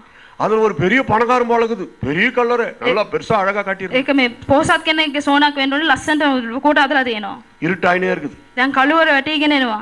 அந்த ஒஸ்தி கல்லறை மேல உட்கார்ந்து இந்த பட்டாணி சாப்பிட்டு இருந்தேன். ඒ මේ සෝන පුඩ මම වාඩි වෙලා මේ කල්ල ටික කකා හිටියා. அந்த வழியா ஒரு ஐயா அப்படி போறாரு. එහෙම එක සියා කෙනෙක් එහෙම යනවා. அங்கிருந்து என்ன பார்த்துனே தான் வராரு, பயந்துகிட்டே வராரு. ඒ ඉඳලාම බලාගෙනම ආයෙ බය වෙවි ආවා. ஏன்னா நான் கல்லறை மேல உட்கார்ந்து இருக்கிறேன். ඇයි මම සෝන උඩ තමයි වාඩි වෙලා ඉන්නේ. அவரு என்ன பார்த்துட்டு, என்ன தம்பி கல்லறை மேல உட்கார்ந்து இருக்கிறேன்னாரு. එයා මාව දැකලා මොකද මල්ලි මේ සෝන උඩ වාඩි වෙලා ඉන්නේ කියලා ඇහුවා. நான் சொன்னேன் உள்ள புழுக்கமா இருக்குது ஐயா, அதனால தான் இங்க வந்து உட்கார்ந்து இருக்கிறேன்ட்டேன். நான் சொன்னது ரூம்ல புழுக்கமா இருக்குதுன்றதுக்கு உள்ள புழுக்கமா இருந்துச்சு, அதனால நாங்க வந்து உட்கார்ந்து இருக்கிறேன்னு சொல்லிட்டேன். ඒ කියන්නේ කාමරේ ලයිට් නැති ඉඳ දහඩියයි මම කාමරේ කියලා කියන්නේ නැතුව නිකන් කිව්වා ඇතුලේ දහඩියයි, ඒ නිසා තමයි එළියට ඇවිල්ලා වාඩි වෙලා ඉන්නේ කියලා මම නිකන් කිව්වා. அவரு முகம் மாறிடுச்சு. එයාගේ මූණ එහෙම වෙනස් වෙන්න පටන් ගත්තා. வேகமா நடக்கிறாரு. ඉක්මනට ඇවිදින්න පටන් ගත්තා. நான் அந்த பட்டாணி எடுத்து பின்னாடியே ஓடுறேன். මමත් කඩල් ටික අරගෙන එයාගේ පිටිපස්සේ යන්න පටන් ගත්තා. ஐயா கொஞ்சம் எடுத்துங்க ஐயா நீங்க கூடன்னு. අය මහතෙමේ චුට්ටක් ගන්නකො මේ ගන්නකො කියලා කිව්වා. அவரு திரும்பி கூட பார்க்கல, ஓடி போயிட்டாரு. එයා හැරිලවත් බැලුවේ නැහැ, එහෙම දුවලා ගියා. நான் உட்காந்து யோசிக்கிறேன் என்னவா இருக்குன்னு. මමත් දැන් කල්පනා කරනවා මොනවා වෙන්න ඇද්ද? ஓ நம்ம சொன்னது ஏதோ அவருக்கு ப்ராப்ளம் ஆயிட்டு இருக்குது. අපි කියපු මොනවා හරි ප්‍රශ්නයක් වෙලා ඇද්ද? கல்லறைக்குள்ள புழுக்கமா இருக்கிறதுனால இவர் மேல வந்து உட்கார்ந்து இருக்கிறாரு, இவர் செத்து போனவர் தான் சொல்லி அவர் நினைச்சிட்டார். එයා හිතාගත්තා සෝහන ඇතුළ ඇවිල්ලා දාඩිය නිසා එළියට ඇවිත් උඩ ඇවිල්ලා වාඩි වෙන ඉන්නවා. ඒ නිසා තමයි බය වෙලා දුවලා ඇත්තේ. மரித்த சடலத்தை புதைத்து வைத்திருக்கிற இடத்துல பிசாசும் கிடையாது, எந்த ஆவியும் கிடையாது, நம்ம மன பிரமை தான். මැරිච්ච මිනිහක් ළඟ ඇවිල්ලා අශුද්ධාත්මයක් තියෙන්න බෑ. ඒක ඇවිල්ලා අපේ සිතේ තියෙන බය. நாளிலிருந்து நீங்க தாராளமா கல்லறையாண்ட போய் நீங்க சுத்தினு ஜெபம் பண்ணி வரலாம். හෙට ඉඳලා සෝහනට ලස්සනට අපිට ගිහිල්ලා වටේම යාඥා කරලා ඉන්න පුළුවන්. அங்க போய் பாய்ந்து விழுந்து எழுந்து வந்து என்ன திட்டக்கூடாது. බය වෙලා වැටිලා නැගිටලා ඇවිල්ලා මට බනින්න එපා. யோவான் 20:27. යොහාන් 20:27. அதற்கு முன்னாடி யோவான் 20:19-20. ඊට කලින් යොහාන් 20:19-20. உயிர் தேர்ந்த பிறகு නැවත නැගිට இயேசு சீடர்கள் நடுவிலே வந்து நின்றார். යේසුස් වහන්සේ ගෝලයන් මැදට ඇවිත් සිටියා. உங்களுக்கு சமாதானம். ඔබට සමාදානය වේවා. வந்தவர் இயேசுதான் என்பதற்கு அடையாளம் அவர் பேசுற வார்த்தை. ඇවිත් සිටින යේසුස් වහන්සේ කියන එක හඳුනා ගන්න පිණිස උන්වහන්සේගේ වචනයෙන් තමයි හඳුනාගන්නේ. Peace be unto you. ඔබට සමාදානය වේවා. நம்ம வீட்டுக்கு ஏசப்பா வந்தா எப்பவுமே சமாதானம் தான். අපගේ නිවසට යේසුස් වහන්සේ පැමිණෙනවා නම් සෑම කල්හිම සමාදානය තිබෙනවා. எப்பாவது சிலதுங்க வரும் நம்ம வீட்டுக்கு பாத்துக்கிறீங்களா? அதுங்க வந்து போன பிறகு கணவன் மனைவிக்குள்ள பிரச்சனையா வந்துடும். எப்பாவது சில சொந்தக்காரங்க வந்து போவாங்க. නෑදෑයන් කවදා හරි කලාතුරකින් ආවම ඇවිල්ලා ස්වාමි පුරුෂ භාර්යාව අතර හැමදාම රණ්ඩු තමයි. வந்து தின்னுபிட்டு சும்மா போக வேண்டியதானே. ඇවිත් කාලා යන්නනේ තියෙන්නේ. இந்த கணவன் மனைவிக்குள்ள குழப்பத்தை உண்டாக்கிட்டு போயிடுவாங்க. පවුල් අතර ඇවිල්ලා ප්‍රශ්න ඇති කරන්නේ ඇයි? அதுங்க வந்ததே அதுக்கு தான். එයාලා ආවෙම ඒකට තමයි. சிலர் குழப்பத்தை உண்டாக்கிட்டு போயிடுவாங்க. සමහර අය ප්‍රශ්න ඇති කරලා යනවා. எங்க ஊர் தமிழ்நாட்டில் ஒரு வீட்டுல விசுவாசி குடும்பம். තමිල්නාඩුවේ ඇවිල්ලා අධෛර්යවන්ත පවුලක්. ஏமா உங்க வீட்டுக்காரு மோட்டார் சைக்கிள் போய் நின்றாரு, பின்னாடி ஒரு பொண்ணு உக்காந்து போய் நின்றுச்சு, நீ தான் நினைச்சேன், நீ இங்க இருக்கிறிய அப்படி ஒரு வத்தி வச்சுட்டு போயிடுச்சு. அவ்வளவுதான். ඒ ගෙදර ඇවිල්ලා ඇයිදෝ වාගේ මහත්තයා බයිස්කලේ ගියා, පිටිපස්සේ එක්කෙනෙක් යාන කෙනෙක් වාඩි වෙලා ගියා, මං හිතුවේ ඔයා වෙන්න ඇති කියලා, ඔයා නෙවෙයි නේද කියලා එහෙම පත්තු කරලා යනවා. இந்த அம்மாவுக்கு நிம்மதியே இல்லை, சமாதானம் இல்லை, இந்த பொண்ணுல வேற வந்து வத்தி வச்சுட்டு கொளுத்திட்டு போயிடுச்சு. දැන් මේ භාර්යාවට සමාදානයක් නැහැ, සතුටක් නැහැ, ප්‍රශ්න ඇති කරලා ගියා. புருஷன் பாவம் கலங்கப்படலாத வராரு. ස්වාමි පුරුෂයා කිසිම දෙයක් දන්නේ නැතුව ගෙදර එනවා. Hi darling, how are you? Hi ஹோ என்ன வராரு. Hi darling how are you කොහොමද කියලා එනවා. இல்லையா யாரை பின்னாடி ஏத்திக்கிட்டு போன? කවුද පිටිපස්සේ නගගෙන ගියේ බයිස්කලේ? யார ஒரு பாட்டி அம்மா வயல நின்றுச்சு, ஜுரம் காய்ச்சல், என்னை கொண்டு போய் அந்த கவர்மெண்ட் ஹாஸ்பிட்டலாண்டு விட்டுருப்பான்னு சொன்னாங்க.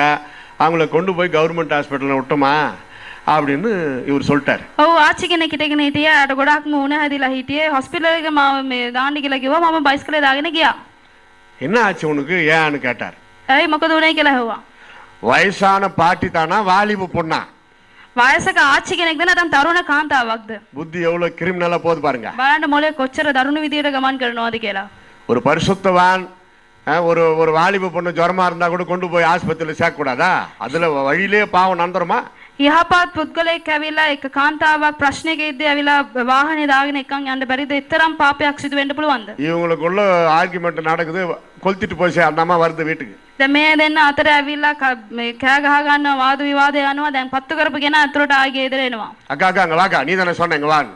දැන් භාර්යාවගෙන අක්කේ මේ එන්න ආනේද කිව්වේ. என்னம்மா என்ன சொன்னீங்க? இல்லப்பா ஒருத்தர் பின்னாடி உக்காந்து போனாங்களேன்னு சொன்னேன், அவ்வளவுதான் நான் சொன்னேன். නෑ මම මොකුත් කිව්වේ නෑ. පිටිපස්සේ මේ ගහන කෙනෙක් වාඩි වෙලා යනවා කියලා නේ මං කිව්වේ. මං කිසි දෙයක් කිව්වේ නෑ කියලා කියනවා. அவருக்கு கோவம் வந்துச்சு. නෑ යාට තරහක් ඇති වෙනවා.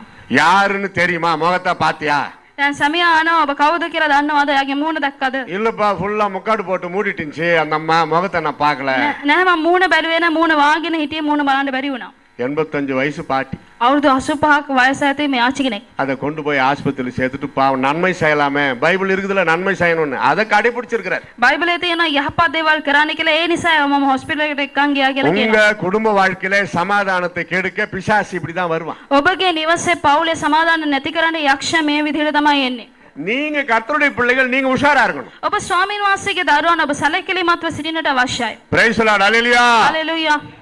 மகிழ்ச்சியா இருக்கணும் கர்த்தருக்குள். ස්වාමීන් වහන්සේ තුළ ප්‍රීතිමත්ව සිටින්නට අවශ්‍යයි. குடும்ப வாழ்க்கை சந்தோஷமா இருக்கணும். පවුල් ජීවිතේ සතුටින් තිබෙන්නට අවශ්‍යයි. உலகத்துல ஆண்டவர் உங்களுக்கு கொடுத்திருக்கிற ஒரு மகிழ்ச்சியான குடும்பத்தை கெடுத்து கூடாது. ලෝකේ ස්වාමීන් වහන්සේ ඔබට දී තිබෙන අනාර්ග පවුල නිවස නැති කර ගන්නට එපා. உலகத்துல இருக்கிற வரைக்கும் தான் குடும்பம். ලෝකේ ඉන්න තෙක් තමයි පවුලක් තියෙන්නේ. பரலோகத்துல குடும்பம் கிடையாது. ස්වර්ග රාජ්‍යයේ පවුල් නැහැ. சந்தோஷமான செய்தி சொல்றேன். සතුටු සුභාරංචියක් කියනනම් ආගන්න. கணவன் மனைவி ரெண்டு பேரும் இந்த உலகத்துல பக்தியா பரிசுத்தமா வாழ்ந்தாலும் அவங்க ரெண்டு பேரும் பரலோகத்துக்கு போனாலும் அங்க அவங்க கணவன் மனைவியாக குடும்பம் நடத்தவோ முடியாது. මේ පොළවේදී ස්වාමි පුරුෂයා භාර්යාව විදිහට සිටියත් ස්වර්ග රාජ්‍යයට ගියාට පස්සේ ස්වාමි පුරුෂයා භාර්යාව විදිහට ජීවත් වෙන්න බෑ. இந்த வார்த்தையை எங்க தமிழ்நாட்டுல ஒரு மீட்டிங்ல பேசினேன். මේ වචනේම තමිල්නාඩුවේ එක්තරා තැනක මම දේශනා කරා. பக்தி உள்ள விசுவாசமான தம்பதியர் பரலோகத்துக்கு போனாலும் அவர்கள் அங்கே கணவன் மனைவியா வாழ முடியாதுன்னு. භක්තිවන්ත ස්වාමි පුරුෂයා බිරිඳ ස්වර්ග රාජ්‍යයට ගියාත් ඔවුන් ඒ විදිහට ජීවත් වෙන්න බෑ කියලා කිව්වා. ஒரு பிரதர் அல்லேலூயா, ඒක බ්‍රදර් කෙනෙක් හලෙලුයා කියලා කෑ ගන්න පටන් ගත්තා. அவருக்கு ரொம்ப சந்தோஷமாயிருச்சு இந்த வார்த்தை. ඒ වචනේ එච්චර යාට ප්‍රීතියක් ගෙන දුන්නා. கூட்டமெல்லாம் முடிஞ்சதும் வந்தாரு. ඔක්කොම දේශනා ඉවර වුණාට පස්සේ ආවා. பிரதர் உண்மையா? මේ ඇත්තටමද පාස්ටර්? ஏன்னா என் மனைவி பக்தி ஒருவேளை அங்கேயும் அங்கிட்ட வந்துட்டா எப்படின்னாரு. මගේ භාර්යාව ඒ තැනත් මං ළඟට આવොත් මොනවද කරන්නේ? பயப்படாதீங்க, உங்களை பார்த்து சிரிப்பாங்க, ஸ்தோத்திரம் சொல்லுவாங்க, அல்லேலூயா சொல்லுவாங்க. அவங்களுக்குன்னு ஒரு இடம் இருக்கும் பரலோகத்துல, அங்க போயிடுவாங்க. ஏன்னா பரலோகம் பெரிய இடம்னு. බය වෙන්න එපා බ්‍රදර්. ආව දැක්ලා ජේසු පීඨයි කියලා කියයි කොහොමද කියලා යාටම කියලා වෙනම තැනක් තියෙනවා. ළඟට එන්නේ නැහැ කියලා කිව්වා. அப்பாடா இது போதும் பிரதர். අපා මේක ඇති පාස්ටර් කියලා කිව්වා. அவர் நோக்கம் என்ன? மனைவியை திரும்ப பார்க்கவே கூடாது. එයාගේ අරමුණ නැවත එයාගේ භාර්යාව හැරිලවත් බලන්න හොඳ නැහැ කියන එක. இப்படி ஒரு வைராகியம் இருந்தா நடக்குமா? මෙච්චර ලොකු මේ අරමුණක් තිබුණොත් වෙන්න පුළුවන්ද? பரலோகம் ஒரு பெரிய குடும்பம், அங்கே வருகிறவர்கள் தான் நம்முடைய உறவினர்கள். ස්වර්ග රාජ්‍යය ඉතාමත් විශාල පවුලක්. ඒ ස්ථානයේ එනවා ආය තමයි අපගේ නෑදෑයන් හිත මිතුරු. பைபிள்ல தெளிவா இருக்குது, அங்கே ஆண் பெண் வித்தியாசம் இல்லை, அங்கே தேவதூதர்களை போல நாம் இருப்போம். බයිබලයේ පැහැදිලිව සඳහන් කරනවා පුරුෂයා ස්ත්‍රී කියලා නේ දේවදූතයන් මෙන් අපි සිටින්නට පුළුවන්. சீடர்கள் மிகுந்த சமாதானம் தைரியத்தை பெற்றார்கள். ගෝලයන් ඇවිල්ලා විශාල සමාදානයක් ලැබුවා. கண்ணீரை களிப்பாக்கினார். කඳුළුන් වාස ප්‍රීතිය බවට පරිවර්තනය කළා. ஊழியம் செய்ய தைரியத்தை தந்தார். සේවය කරන්නට ශක්තිමත් කළා. சமாதானத்தை கொடுத்து தைரியத்தை கொடுத்தார். සමාදානය දීලා උන්වහන්සේ ධෛර්යවන්තකම දුන්නා. அடுத்து யோவான் 20:27. යොහන් 20:27. ஏப்பா தோமா எங்கப்பா போயிட்டு இருந்த? போன வாரம் இயேசு கிறிஸ்து நாங்க பார்த்தோம், அவர் உயிர் தெழுந்து விட்டார்னு சீடர்கள் எல்லாரும் சொல்றாங்க. දැන් ගෝලයන් කියන තෝමස් කොහෙද ගියේ? ගිය සතියේදී යේසුස් වහන්සේ අපි ළඟට ආවා. අපි දැක්කා කොහෙද ගියේ කියලා ඇහුවා. அந்த நேரத்துல தோமா அந்த நேரத்துல அங்க இல்ல. ඒ වෙලාවේ තෝමස් එතන හිටියේ නැහැ. அப்படியா? வந்தாரா? ஆடா ரொம்ப ஆச்சரியமா இருக்குதுன்னு சொல்லணும். ආවද කොහමද කියලා එයා පුදුම වුණා. உயிரோடு எழுந்துட்டாரா? මේ ආයෙ නැගිට්ටද? நான் நம்ப மாட்டேன். මම විශ්වාස කරන්නේ නැහැ. அவர் கைகளில் ஆணிகளால் உண்டான காயத்தை நான் தொட்டால் ஒழிய, උන්වහන්සේගේ දෑතේ තිබෙනා තුවාල ස්පර්ශ කරොත් මිසක්, ஈட்டியால் அவருடைய விழாவிலே உண்டான தழும்பை தொட்டால் ஒழிய, උන්වහන්සේගේ ඇලේ තිබෙනා එම තුවාල මම ස්පර්ශ කරොත් මිසක්, இயேசு உயிர் தெழுந்ததை நான் நம்ப மாட்டேன். යේසුස් වහන්සේගේ නැවත නැගිටීම මම විශ්වාස කරන්නේ නැහැ. சொல்லி முடிச்சான், இயேசு அங்க வந்துட்டார். කියලා එහෙම ඉවර කරා යේසුස් වහන්සේ එතනට ආවා. உங்களுக்கு சமாதானம் உண்டாவதாக. ඔබට සමාදානය ඇති වේවා. அடுத்த கட்டம் தோமாவை பார்த்தார். ඊළඟ කොටස විදිහට තෝමස් දිහා බැලුවා. எப்படி இருக்கு அவருக்கு? කොහොමද තියෙන්නේද? தோமா இங்க வாப்பா. තෝමස් මෙන්න. நீ என்ன சொன்னியோ அப்படியே செய். ඔබ මොනවද කිව්වේ? ඒ විදිහම කරන්න. இந்த காயத்தை தொடு.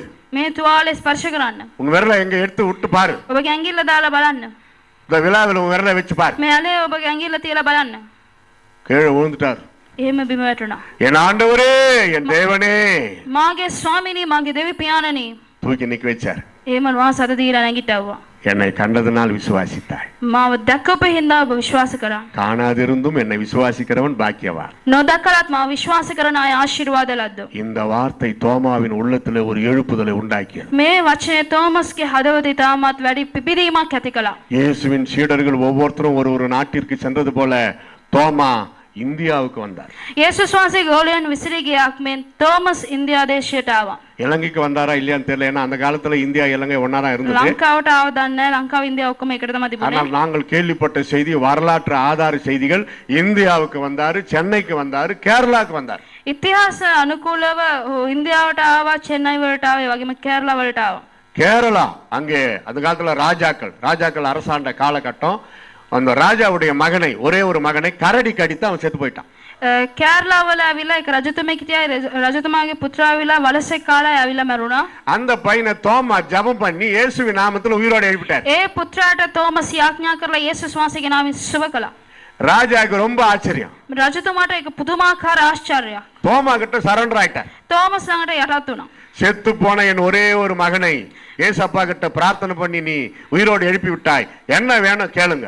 මැරුණු මගේ එකම පුත්‍රයාව යේසුස් වහන්සේ ළඟට යාඥා කරලා නැවතව මට අරන් දුන්න මොනවද ඕනේ කියලා අහුවා. தோமா சொன்னார், තෝමස් කිව්වා எனக்கு ஒண்ணும் வேண்டாம், මට කිසි දෙයක් එපා. சர்ச் கட்டி கொடுங்க. මට සභාවක් හදලා දෙන්න. ஜனங்கள்ல நாங்க எல்லாரும் நாங்க ஏசப்பா துதிக்கணும். අපේ සෙනඟ හැමෝම දෙවියන් වහන්සේට ස්තුති කරන්නට අවශ්‍යයි. அந்த ராஜா ஆணை பிறப்பித்தார். ඒ රජතුමා අණ කරා. 17 திருச்சபைகள் தோமாவால் அங்கே கட்டப்பட்ட. ඒ නිසා තෝමස් වෙනුවෙන් සභාවන් ගොඩනගන්න පටන් ගත්තා. தமிழ்நாட்டுக்கு வந்தார். තමිල්නාඩුවට ආවා. கன்னியாகுமரி மாவட்டம் திருவிதாங்கோடுன்னு ஒரு இடம். කන්‍යාකුමාරි වල එක තැනක් තියෙනවා. அவரே தன் சொந்த கையால ஒரு தேவாலயம் கட்டினார். එයාගේ අතින්ම සභාවක් ගොඩනගුවා. நாங்க குடும்பமா 4 முறை போய் பார்த்திருக்கிறோம். පවුල් පිටින් පාස්ටර්තුමා ඇවිල්ලා 4 පාරක් ගිහින් විසිட் කරලා තියෙනවා. தோமா தன் சொந்த கைகளால் கட்டின தேவாலயம்னா யாருக்கு தான் ஆசை இருக்காதே? තෝමාගේ අතේම හදපු දේවස්ථානය කියලා කියන්නේ හැමෝම ආශාව වෙන දෙයක්. நிறைய பேர் வந்து பார்த்துட்டு போறாங்க. ගොඩාක් අය ඇවිල්ලා බලලා ගියා.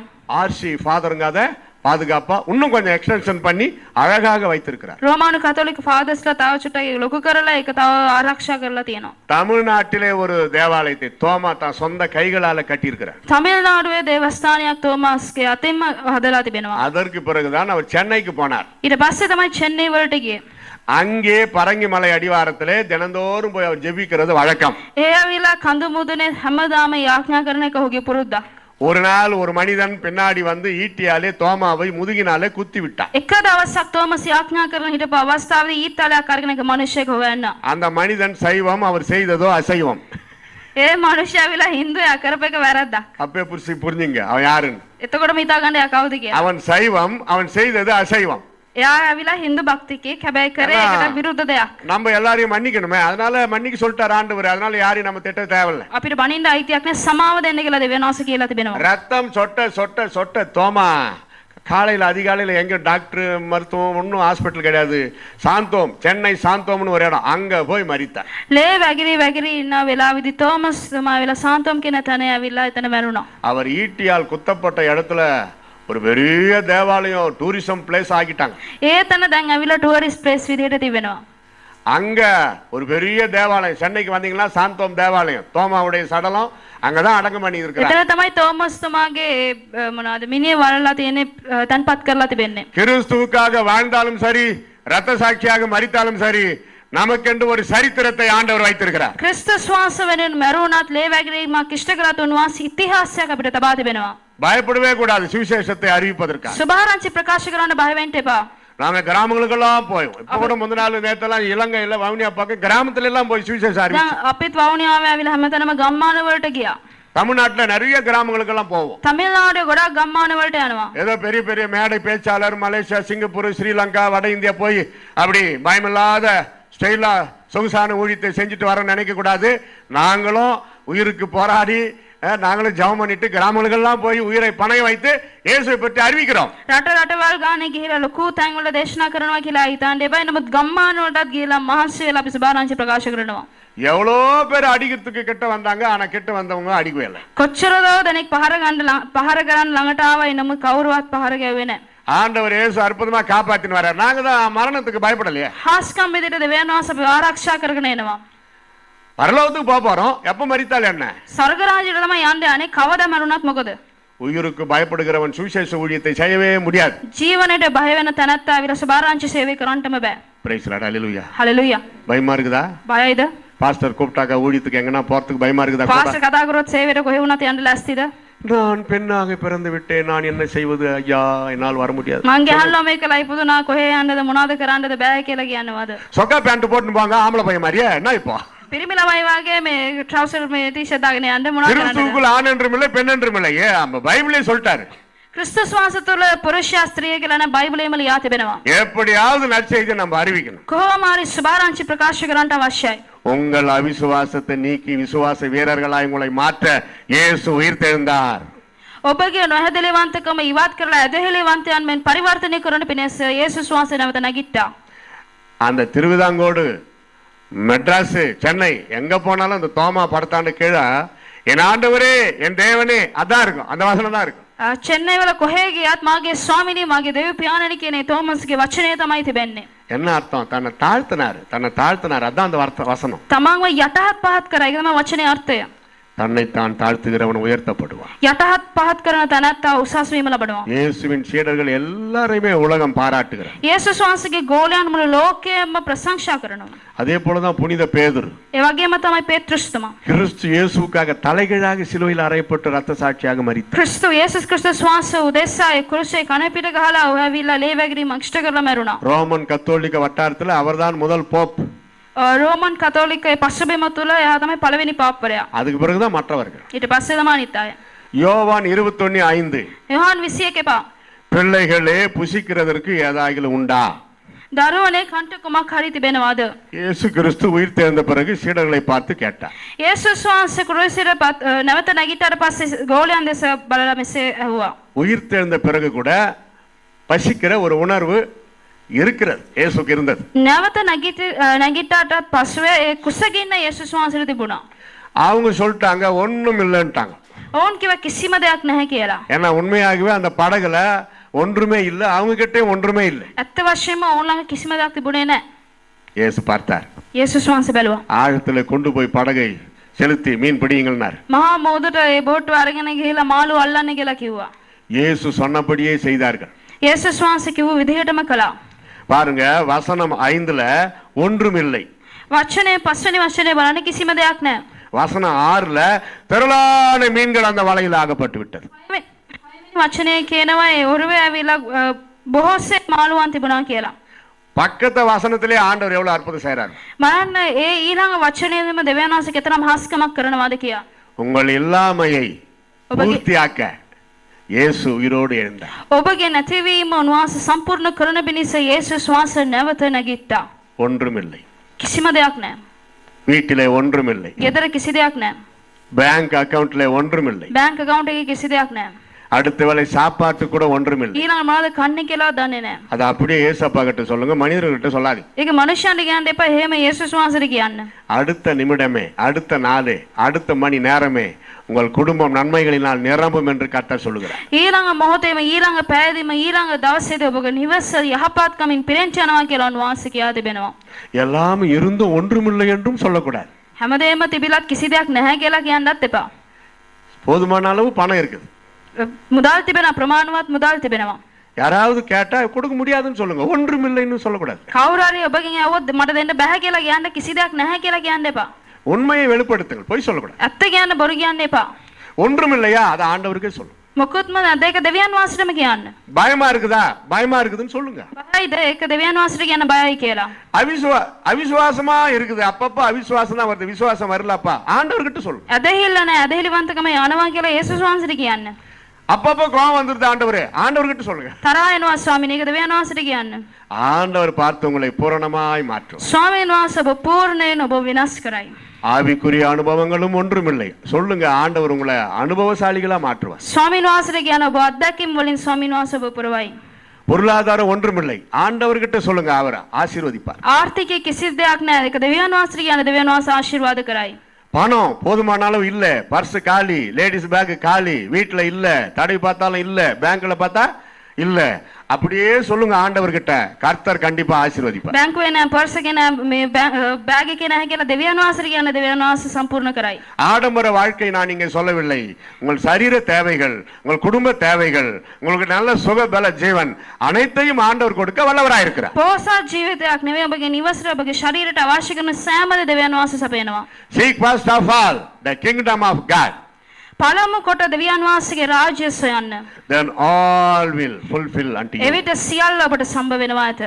ஆண்டவரே முதலாவது தேடு, உலக தேவைகள் சந்திக்கப்படும். පළමු කොට ස්වාමීන් වහන්සේ සොයන්න, එවිට ලෞකික දේවල් සියල්ලම දෙවියන් වහන්සේ සපයනවා. இங்கே நின்று பேசுகிற நான் கிறிஸ்தவ குடும்பத்தில் பிறந்தவன் அல்ல. මේ දෙවියන් ඇතිවරය ඇවිල්ලා කිතුණු පවුලක ඉපදුණු කෙනෙක් නෙවෙයි. என் பேரு வேலாயுதம். ඔහුගේ නම ඇවිල්ලා වේලායුධම්. எங்க அப்பா பேரு பாலாஜி. තාත්තාගේ නම බාලාජි. எங்க அம்மா பேரு ஆண்டாள். අම්මගේ නම ඇවිල්ලා ආණ්ඩාල්. வட இந்தியாவில் பீகார்ல முசாபானி என்ற இடத்துல நான் பிறந்தேன். நார்த் இந்தியாවේ ඇවිල්ලා බීහාර් වලත් කියන තැනක තමයි ඉපදිලා ඉන්නේ. முசாபானி. මුසාබානි. அது ஒரு மெயின்ஸ், பூமிக்கு அடியில 5 வகையான உலோகங்களை எடுப்பார்கள்.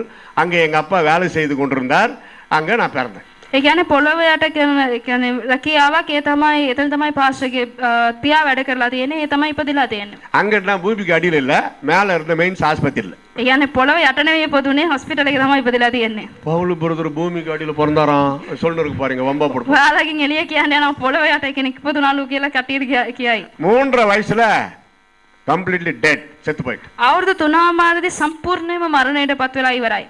முன்னாடி குழந்தைய கடத்தி வச்சுட்டு அழுதுனுக்குறான். දරුවාව ඉදිරියේ තේලා අඬාගෙන ඉන්නවා. அந்த காலத்திலே பீகார் முசாபானில சிபிஎம் சர்ச் இருந்திருக்கு. ඒ කාලෙදිම බීහාර් වල මුසාබානි කියන තැන CPM සභාවක් තිබිලා තියෙනවා. சிபிஎம் சர்ச் தோன்றியதே இங்க இலங்கையில இருந்து தான். CPM සභාව බිහි වුණේ මේ ලංකාවේ ඉඳලා තමයි. Ceylon Pentecostal Mission, Ceylon Pentecostal Mission, Ilangai பெந்தகோஸ்தே சபைன்னு பேர்.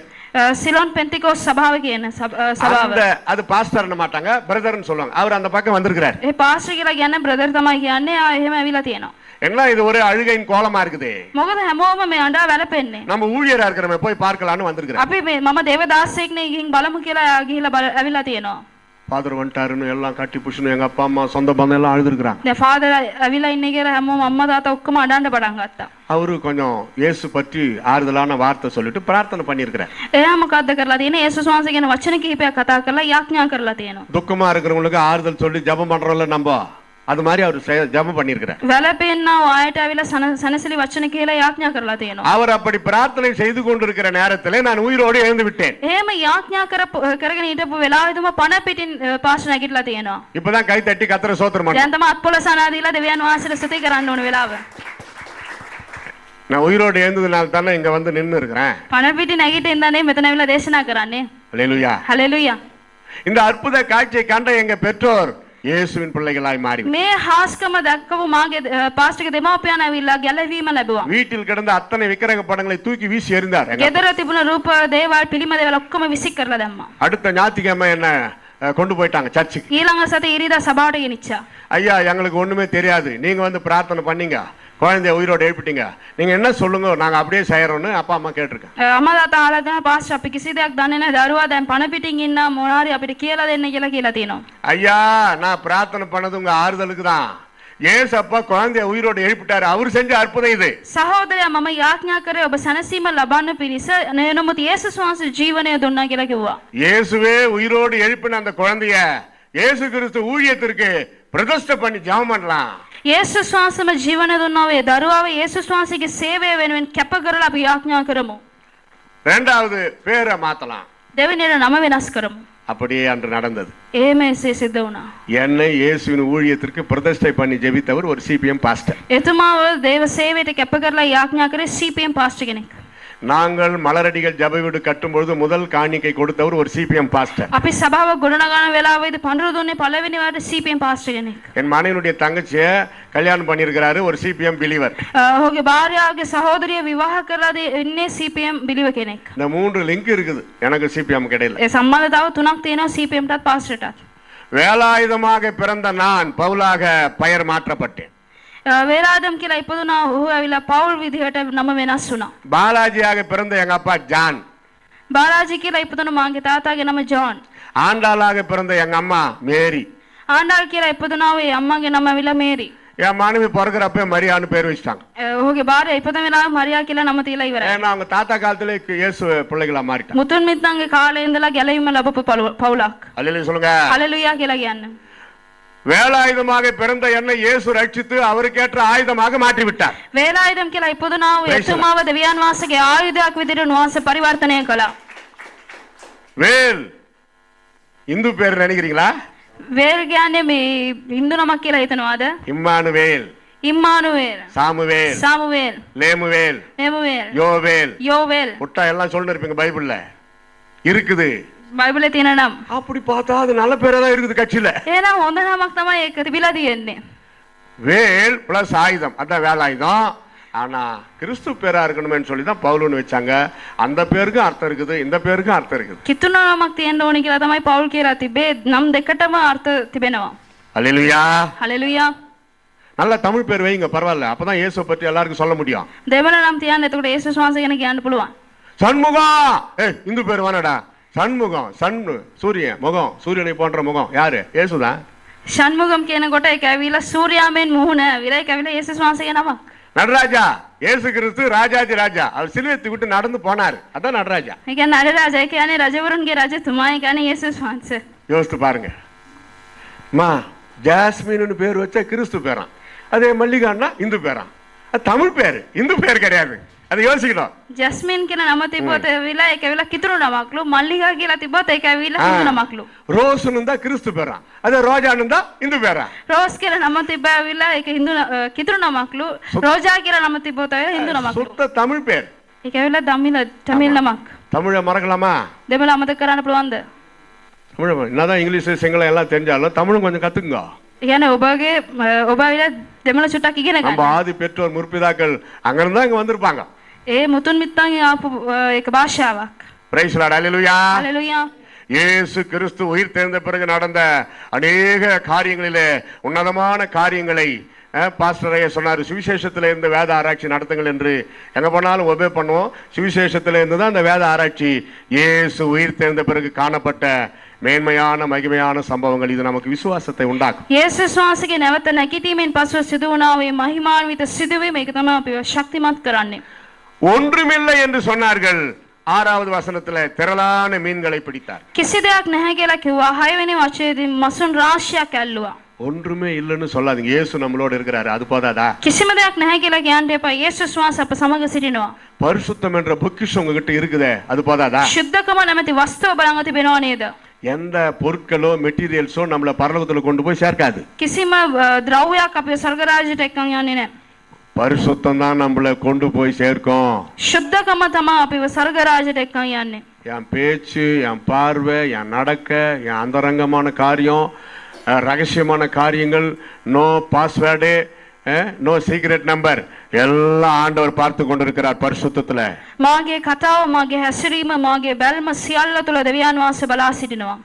பரிசுத்தமே நமக்கு பொக்கிஷமா இருக்க வேண்டும். ශුද්ධකමම අපගේ වස්තුවක් විදිහට තිබෙනවා. இயேசு சொன்னார், ஒருவனுக்கு எவ்வளவு திரளான ஆஸ்திகள் இருந்தாலும் அது அவனுக்கு ஜீவன் அல்ல. යේසුස් වහන්සේ කිව්වා කෙතරම් ධනවත්කම තිබුණාත් ඒක ජීවනය දෙන්නේ නැහැ. அரசியல் தலைவர்களை பார்த்தீர்களா? දේශපාලන නායකයෝ දැකලා තියෙනවද? 50 கோடி, 100 கோடி, 250 கோடி, 5300 கோடி, சர்வசாதாரணமா பணம், கோடி கோடி. நம்மளுக்கு இன்னும் 1 கோடி கூட கிடைக்கல. நாங்க இருக்கிறது தெரு கோடி. කෝටි ගණන් වල මුදල් තියෙනවා. අපිට 1 කෝටියක්වත් හම්බුන්නේ අපි පාරේ තමයි ඉන්නේ. நம்ம அப்படி கேட்கலாமா? එහෙම කියන්න පුළුවන් අපිට. அரசியல் தலைவர்களே அவங்களுக்கெல்லாம் இப்படி கோடி கோடியா கிடைக்குது, எனக்கு 1 கோடி கூட இன்னும் கொடுக்கலன்னு கேட்க முடியுமா? දේශපාලන නායකයන් ළඟ කෝටි ගණන් මුදල් තියෙන මට 1 මේ කෝටියක් දෙන්න කියලා කියන්න පුළුවන්ද? அவங்க எல்லாம் சத்தியத்தை அறியாதவர்கள் மகனே. அவங்களுக்கு நித்தியத்துல இடம் இல்ல, ஆனா உனக்கு நித்தியத்துல இடம் இருக்குது. ஆனா அன்றாட உன் தேவைகளை நான் சந்திக்கிற தேவனா இருக்கிறேன். ඔවුන් සත්‍යතාව දන්නේ නැතුව සිටින සදාකාල ජීවනය නැහැ. නමුත් ඔබ සත්‍යතාවය දන්න නිසා සදාකාල ජීවනය තිබෙනවා. 1 Timothy chapter 6 verses 10. පළවෙනි තිමෝතේ 6 වෙනි පරිච්ඡේදයේ 10 වෙනි වචනය. Loving of money is root of all evil things. මුදල් ආශාව සියම නපුරටම මුල. You man of God, run from that place. දේව මනුෂ්‍ය ඒ ස්ථානේ නහක්ව යන්න කියා තිබෙනවා. பண ஆசை தான் எல்லா தீமைக்கும் வேறா இருக்கு. මුදල් ආශාව සෑම නපුරටම මුලක්ව තිබෙනවා. பணம் நல்லது, பணம் எல்லாவற்றுக்கும் உதவுகிறது என்று சொல்லுகிற இதே பரிசுத்த வேதம் பண ஆசை எல்லா தீமைக்கு வேறா இருக்கு. මුදල් යාපත් සෑම දෙයකටම උපකාර කරනවා කියලා කියපු ඒ බයිබලයේම මුදල් ආශාව සෑම නපුරටම මුල කියා තිබෙනවා. இந்த பண ஆசையை விட்டு மெதுவா போகணும்ல, ஓடுன்றாரு. මේ මුදල් ආශාවෙන් ඔබ අහක්ව දුවන්න කියා තිබෙනවා. இச்சைகளை விட்டு ஓடுன்றாரு. තෘෂ්ණාව අත්හරලා දුවන්න කියලා කියා තිබෙනවා. அது எப்படி பார்க்கலாம்? நின்னு பார்க்கலாம், தொட்டு பார்க்கலாம்னா நீ ஓட முடியாது, அங்கேதான் நீ இருக்கணும். ඒක චුට්ටක් අතගාලා බලමු, නිකම් බලමු කියලා කියව දුවන්න බෑ. விபச்சார வேசித்தனத்தை விட்டு ஓடு என்று சொல்லுகிறார். වෛශ්‍යාකම අතහැරලා දුවන්න කියලා කියනවා. நாம் மனிதர்கள் தேவதூதர்களாக இன்னும் நாம் மாறவில்லை. අපි මනුෂ්‍යයන් දේව දූතයන් නෙවෙයි අපි තාම. பிசாசு எந்த விதத்திலும் விசுவாசிகளை ஏமாற்றுவான். යක්ෂයා සෑම මොහොතම අධිරවන්තයන්ව රවට්ටනවා. ஒவ்வொரு நாளும் நம்ம பரிசுத்தத்தை காத்துக்கொள்ளும். සෑමදාම අපේ ශුද්ධකම අපි ආරක්ෂා කරගන්න අවශ්‍යයි. அதிகாலை தூங்கி எழுந்தது நல்லா ஸ்தோத்திரம் பண்ணிட்டு அன்றைய பரிசுத்தத்திற்காக நம்ம முதலாவது ஜெபிக்கணும். රාත්‍රී කාලේ නිදාගත්තයින් පස්සෙ අලියම නැගිටලා එදා දවස ශුද්ධකම දෙස යාඥා කරන්න අවශ්‍යයි. அவங்க இப்படி சொன்னாங்க, அவங்க இப்படி பண்ணாங்க, அதனால தான் நான் அப்படி பண்ணேன்னு ஆண்டவர்கிட்ட சொல்ல முடியாது. நீ எப்படி இருந்த அதான் கேட்பார். එයා එහෙම කරා ඒ නිසා තමයි මම මෙහෙම කරේ කියලා දෙවියන් වහන්සේට කියන්න බෑ. ඔබ කෙසේද සිටියේ? நியாய தீர்ப்பு வந்து கரெக்டா சரியா இருக்கும். யாருமே தப்ப முடியாது. විනිශ්චය හරියටම තිබෙනවා කාටවත් බේරෙන්න බෑ. இன்று ரட்சகர் இயேசு நாளைக்கு அவர் நியாயாதிபதியாக வரப்போகிறார். අද ගැලවුම් කරවන්නා වූ ක්‍රිස්තුස් වහන්සේ හෙට දවසේදී විනිශ්චයකරුවෝ හැටියට පැමිණෙන්නට යනවා. பிரசங்கி கடைசி வசனம் இப்படி சொல்லுகிறது. දේශනාකාරයාගේ පොතේ අන්තිම වචනේ මෙසේ පවසනවා. ஒவ்வொரு கிரியை அந்தரங்கமான ஒவ்வொரு காரியம் நன்மையானாலும் தீமையானாலும் தேவன் நியாயத்திலே கொண்டு வருவார். රාශිගත තිබෙනා සෑම ක්‍රියාවන් එක යහපත් උනත් අයහපත් උනත් දෙවියන් වහන්සේ විනිශ්චයට ගේනවාමයි. வெளிப்படுத்தல் 22:11 இயேசு இப்படி சொல்லுகிறார். එළිදරව් 22:11 යේසුස් වහන්සේ මෙසේ පවසනවා. அவனவன் கிரியைக்கு நான் அளிக்கும் பலன் என்னோட கூட வருகிறது. ඔවුන්ගේ ක්‍රියා අනුකූලව මම දෙන්නා ප්‍රතිඵල මා සමගම පැමිණෙනවා. அனதா கர்த்தராகிய இயேசு கிறிஸ்துவை பிதாவானவர் தம்முடைய பரிசுத்த ஆவினாலே நிரப்பினார். அவர் எவர் இயேசு நன்மை செய்கிறவராகவே சுற்றித் திரிந்தார். ඒ නිසා තමයි ස්වාමී වූ යේසුස් ක්‍රිස්තුස් වහන්සේ පියාණන් වහන්සේ උන්වහන්සේගේ ආත්මයෙන් පූර්ණ කළා. උන්වහන්සේ යහපත් කමින් උන්වහන්සේ ගමන් කළා. ஏசாயா தீர்க்கதரிசி புத்தகம் இயேசு கிறிஸ்து கிட்ட அந்த நாசரேத்துல சர்ச்சில் கொடுக்கறாங்க. அவரை பற்றி அவரே படிக்கிறார் எடுத்து. යසායාගේ අනාගත වක්තෘවරයාගේ පොත ඒ නාසරේත් වල සභාවේ යේසුස් වහන්සේගේ අතර දෙනවා වේලාවේදී කියවනවා. கர்த்தருடைய ஆவியானவர் என் மேல் இருக்கிறார். ස්වාමීන් වහන්සේගේ ආත්මයන් වහන්සේ මා මැදේ සිටිනවා. What is the sign and symptom? ඒ සලකුණ කුමක්ද? தரித்திரருக்கு சுவிசேஷத்தை பிரசங்கி. දිලිඳු ආයත සුභාරංචිය ප්‍රකාශ කිරීම. நொறுங்குண்டவர்களுக்கு ஆறுதல் சொல்ல. බිඳුනා වූ හදවත සනසන පිණිස. கர்த்தருடைய அனுக்கிரக வருஷத்தை பிரசித்தப்படும். ස්වාමීන් වහන්සේගේ අනුග්‍රහය ප්‍රකාශ කරන පිණිස. அவர் சொல்லிட்டார் என்கிட்ட பரிசுத்தாவி இருக்கிறார்ன்றதுக்கு அடையாளம் இதுதான். சுத்தாத்மයන් වහන්සේ මා සමග සිටින බවට සලකුණ ලකුණ මේ දේ තමයි. உங்ககிட்ட பரிசுத்தாவி இருக்கிறார்ன்றதுக்கு என்ன அடையாளம்? ඔබ තුළ ශුද්ධාත්මයන් වහන්සේ ඉන්නවා කියන එකට සලකුණ කුමක්ද? யாருன்னா உங்களுக்கு விரோதமா பேசினா என்ன சொல்றீங்க? ඔබට විරුද්ධව යම්කිසි කෙනෙක් කතා කරොත් ඔබ මොනවද කරන්නේ? டேய் நான் பரிசுத்தாவி பெற்றவன். මම ශුද්ධාත්මයන් වහන්සේ ලබාගෙන ඉන්නේ. நான் சாபம் போட்டா அப்படியே பலிக்கும். මම ශාප කරොත් එහෙම ශාප එනවා. அப்படி எங்கனா பைபிள்ல ஆண்டவர் சொல்லிக்கிறாரா? බයිබලේ කොයි හරි මේ කියන්නේ කියලා තියෙනවද? உங்களை சபிக்கிறவர்களையும் நீங்கள் ஆசீர்வதிங்க. නුඹට ශාප කරන අයවත් නුඹ ආශිර්වාද කරන්න. உங்களுக்குள்ளே பரிசுத்தாவி இருக்கிறது உண்மையானால் ඔබ තුළ ශුද්ධාත්මයන් වහන්සේ සිටින බව සත්‍ය නම් தரித்திரருக்கு சுவிசேஷத்தை போய் அறிவிக்கணும். දිලිඳු ආයත සුභාරංචි ප්‍රකාශ කරන්න. நொறுங்குண்ட இருதயம் ரொம்ப ஃபங்க் ஆயிட்டு அப்செட் ஆகி உட்கார்ந்துக்கறாங்களா அவங்களுக்கு போய் ஆறுதல் சொல்லி ஜெபிக்கணும். කරුණා බින්දනා හදවත ආයත සනසීමේ වචනේ කියයි යාඥා කරන්නට අවශ්‍යයි. நீ போன வாரம் என்ன இப்படி திட்டினல்ல அதனால தான் உனக்கு இப்படி ஆயிடுச்சுன்னு சொல்ல கூடாது. ගිය සතියේ මට බැන්නා නේද ඒ නිසා තමයි මේ සතියේ මෙහෙම ඉන්නේ කියලා කියන්න බෑ. அதனால தான் ஆண்டவர் அவங்களை தண்டிக்கறாங்கனால அது ஆண்டவர் சொல்லுவார். ඒක දෙවියන් වහන්සේ දඬුවම් කරනවා නම් ඒක දෙවියන් වහන්සේම කියයි. நாளைக்கு ஒரு நாளைக்கு நமக்கே அந்த சூழ்நிலை வர்றப்ப அவங்க நமக்கு சொல்லுவாங்க. ඒ වගේ වාතාවරණය අපි මුහුණ දෙන අවස්ථාවේදී ඕන් අපිට නැවත කියයි. இப்ப பசங்க இருக்கீங்களா வாலி பசங்க? තරුණයි ඉන්නවා. நீ என்ன பாவம் பண்ணியோ நான் இப்படி அனுபவிக்கிற துன்பத்தை உங்க அப்பா அம்மா பார்த்து நீங்க சொல்றீங்கன்னு வெச்சுங்க. ඔබගේ දෙමාපියන් දිහා බලලා ඔබ කරපු පාපය නිසා තමයි මෙහෙම විඳින්නේ විඳවන්නේ කියලා ඔබ කියනවා නම් எட்டுக்குறாங்க சிலர் வசனம் நியாயப்பிரமாணத்துல இருக்குதான். அப்பா அம்மா பண்ற பாவம் பிள்ளைகளை தாக்குன்னு. அதனால அப்பா அம்மாவுக்கு பரிசுத்தமா இருக்கிறதுக்கு இவங்க ரொம்ப சேஃப்டியா இருக்கிறதுக்கு புத்தி சொல்றாங்க. දෙමාපියන්ට ඇවිල්ලා ඒ කියන්නේ විනිශ්චය දවසේ දෙමාපියන්ගේ පාපේ දරුවන්ටත් එනවා කියලා තියෙනවා. ඒ නිසා මේ වගේ දැනුමුතුම්කම් දෙනවා. நன்றாக கவனியுங்கள் அது நியாயப்பிரமாண காலம். හොඳට සමන් දෙන එක විනිශ්චය විවස්ථාවේ කාලය. இயேசு சிலுவையிலே அறையப்பட்ட பிறகு நியாயப்பிரமாணத்தின் சாபம் நீக்கப்பட்டது. යේසුස් වහන්සේ කුරිසේ එනගැසුවෙන් පසුව ඒ විවස්ථාවේ තිබුණා ශාපේ නැති වුණා. இயேசு மாற்றி விட்டார். යේසුස් වහන්සේ වෙනස් කළා. அவனவன் செய்த கிரியைக்கு பலன் உண்டு. තමන්ගේ ක්‍රියාව අනුකූලව ප්‍රතිඵලය තිබෙනවා. அப்பா அம்மா பண்ண பாவத்துக்கு பிள்ளைகளுக்கு சாபம்னா நாளைக்கு உங்க பிள்ளைகள் இதே கேள்வியை கேட்பார்கள். நீங்கள் பதில் சொல்ல ஆயத்தமா இருக்க வேண்டும். දෙමාපියන්ගේ පාපයට දරුවන්ට ඒ ශාපය එනවා නම් හෙට දවසේදී ඔබගේ දරුවෝ ඒ ප්‍රශ්නේම ඔබගෙන් අහන්න යනවා. සිකලාன காரியங்களுக்கு முடிவு கொடுக்கிறது பரிசுத்த வேதம். ගැටළු දේවල් වලට විසඳුම ලබන්නේ දෙවියන් වහන්සේගේ වචනය. அவனவன் தன் பாரத்தை சுமப்பானே. ඔවුන් තමන්ගේ බර උසලා ගන්නවා. அவனவன் பாவத்திற்கு தான் அவனவனுக்கு சாபம் புதிய ஏற்பாட்டுல. ඒ කියන්නේ තමන්ගේ පාපය උදෙසා තමයි ඒ ශාපය ලැබෙන්නේ අලුත් ගිවිසුම පරිදි. அது பழைய ஏற்பாடு முடிந்து விட்டது. පරණ ගිවිසුම ඉවරයි. சில காரியங்கள் பழைய ஏற்பாடு கடைபிடிக்கணும். සමහර දේවල් පරණ ගිවිසුමේ අපි අනුගමනය කරන්නට අවශ්‍යයි. சில காரியங்கள் புதிய ஏற்பாட்டுல பலிக்காது. එනම අලුත් ගිවිසුමේ එනකොට සමහර දේවල් ඉෂ්ට වෙන්නේ නැහැ.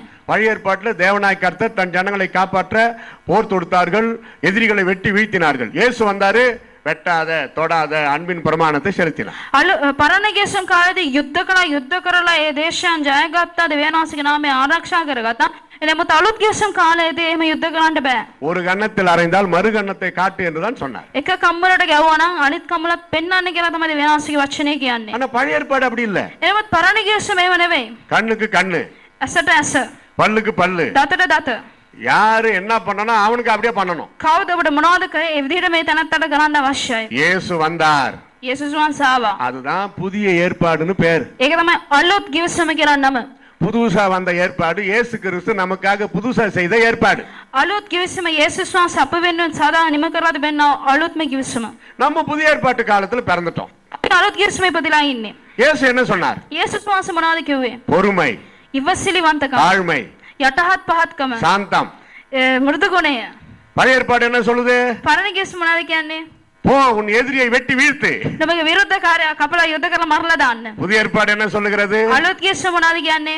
அவனிடத்தில் போய் ஒப்புரவாய். ඔහු සමග කියලා නැවත කතා කරලා සමාව அவனிடத்தில் දෙන්න. போய் சமாதானமாகு. සමාදානය වෙන්න. நீ முதல்ல போய் முந்திக்கொள். නුඹ ප්‍රථමයෙන් ගිහිල්ලා කතා කරන්න. உனக்கு பரலோகத்தில் மிகுந்த பலன் உண்டாயிருக்கும். නුඹට ස්වර්ග ராஜ்‍ය ප්‍රතිඵලය විශාලයි. நாம பரலோகத்துல பெரிய ஆள் ஆகிறதுக்கு இயேசு கிறிஸ்து என்னென்ன ஐடியா சொல்லிக்கிறார் பாருங்க. අපි ස්වර්ග රාජ්‍යයට යන්න යේසුස් වහන්සේ කොච්චර අදහස් දීලා තිබෙනවද බලන්න. அன்பின் பிரமாணத்தை இயேசு வைத்து விட்டார். ප්‍රේමයේ ගිවිසුම යේසුස් වහන්සේ තබා තිබෙනවා. God is love. தேவன் அன்பாகவே இருக்கு. දෙවියන් වහන්සේ ප්‍රේමණීය දෙවියන් වහන්සේ. நம்ம எப்படி இருக்கிறோம்? අපි කොහොමද ඉන්නේ? கோபமா இருக்கிறோமா? තරහව ඉන්නවද? புதுசா வந்துக்கிற ஊழியக்காரர் இன்னும் எவ்வளவு நேரம் அறுக்க போறாரு தெரியலையே. කොච්චර වෙලා දේශනාව වදින්න යනවද දන්නේ නැහනේ.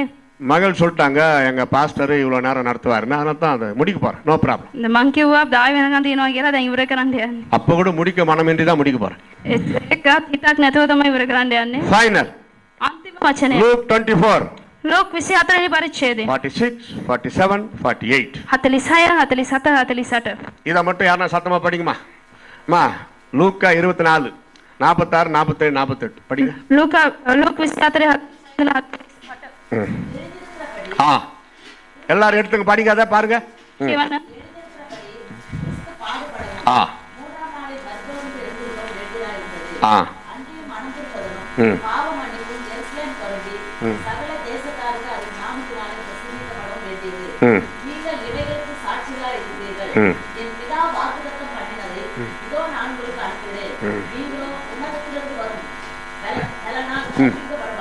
ம்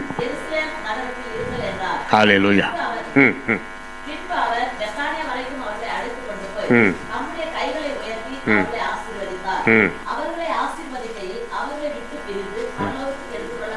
ம் அவர்கள் அவரை பணித்துக் கொண்டு மிகுந்த சந்தோஷத்தோடு எருசலேமுக்கு திரும்பி வந்து ம் நாடோறும் தேவாலயத்தில் தேவனை புகழ்ந்து துதித்துக் கொண்டிருந்தார்கள். ஹalleluya சொல்லுமா. தினந்தோறும் தேவாலயத்திற்கு வந்த சீடர்கள் அங்கே, வாரத்துக்கு ஒரு முறை கூட வருவதற்கு தயங்குகிற விசுவாசிகள் இங்கே. සෑමදාම ඒ දෙවියන් වහන්සේගේ මාලිගාවට ගියව ගෝලයන් සතිපතා දෙවියන් වහන්සේ සභාවට එන්න කනසල්ලේ වේදනාවේ ඉන්නව සෙනඟ ඔබ. அந்த காலத்துல பாத்தீங்களா டெய்லி சர்ச்சுக்கு போய்க்கிறாங்க. ඒ දවස්වල හැමදාම සභාවට ගිහිලා තිබෙනවා. இதான் உங்களுக்கு ஹோம்வொர்க். லூக்கா 24 இப்ப படிச்சாங்களே அப்படியே குறிச்சுக்கணும். நைட்டு தூங்குறதுக்குள்ள திருப்பி திருப்பி திருப்பி படிச்சு பாருங்க, இல்ல நாளைக்கும் படிங்க. தேவாலயத்துக்கு போய் சேர்ந்தார்கள் சீடர்கள். ඔබගේ ගෙදර වැඩ වෙලා මේ ලූක් පොත ඇවිල්ලා මේ කොටස නැවත නැවත අද නිදා ගන්න කලින් කියවන්න. ඒ ගෝලයන් ඇවිල්ලා දිනපතා දෙවියන් වහන්සේගේ ගෘහයට ගියා. இயேசு பரலோகம் போறதுக்கு முன்னாடி சீடர்களுக்கு மிகுந்த சந்தோஷத்தை கொடுத்துட்டு போயிட்டார்.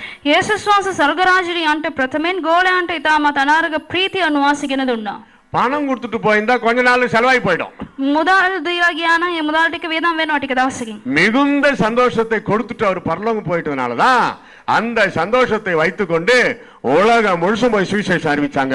அதுக்கு முன்னாடி தேவாலயத்தில் போய் தரித்திருந்தார்கள். ඒ ප්‍රීතිය දුන්න නිසා තමයි ලෝකයටම කියලා සුභාරංශය ප්‍රකාශ කළේ. ඊට ප්‍රථමයෙන් උන්වහන්සේගේ ගෘහයේ නැවතී සිටියා. எதுவரை? කොච්චර වෙලාවක්ද? பரிசுத்தாவி வரும் வரை தினந்தோறும் அவர்கள் தேவாலயத்துல நாள்தோறும் தேவனை துதித்து புகழ்ந்து கொண்டிருந்தார்கள் என்று அந்த புஸ்தகமே தேவாலயத்துல தான் முடியுது.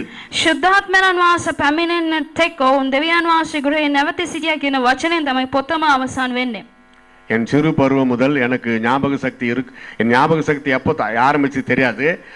அதுல இருந்து இப்ப வரைக்கும் சொல்ல முடியும், ஆலயத்திற்கு நின்று விட்டதாக சரித்திரமே கிடையாது. My life. ඉන්නේ පාස්ටර්ගේ ජීවිතය ඇවිල්ලා කුඩා අවදියේ පන සභාවෙන් නතර වෙලා හිටපු දවසක්. ඒ කියන්නේ සභාවට ගන්න නැතුව හිටපු දවසක් නැහැ. என் சிறு பருவத்திலே காலங்காத்தால் எழுந்து குளிச்சுட்டு ரெடியாகி சர்ச்சுக்கு போயிடுவேன். எங்கள் அப்பா சொல்லுவார், இப்போ இல்லைடா சர்ச்சு, இன்னும் டைம் இருக்குது, மெதுவாக போகலான்னு.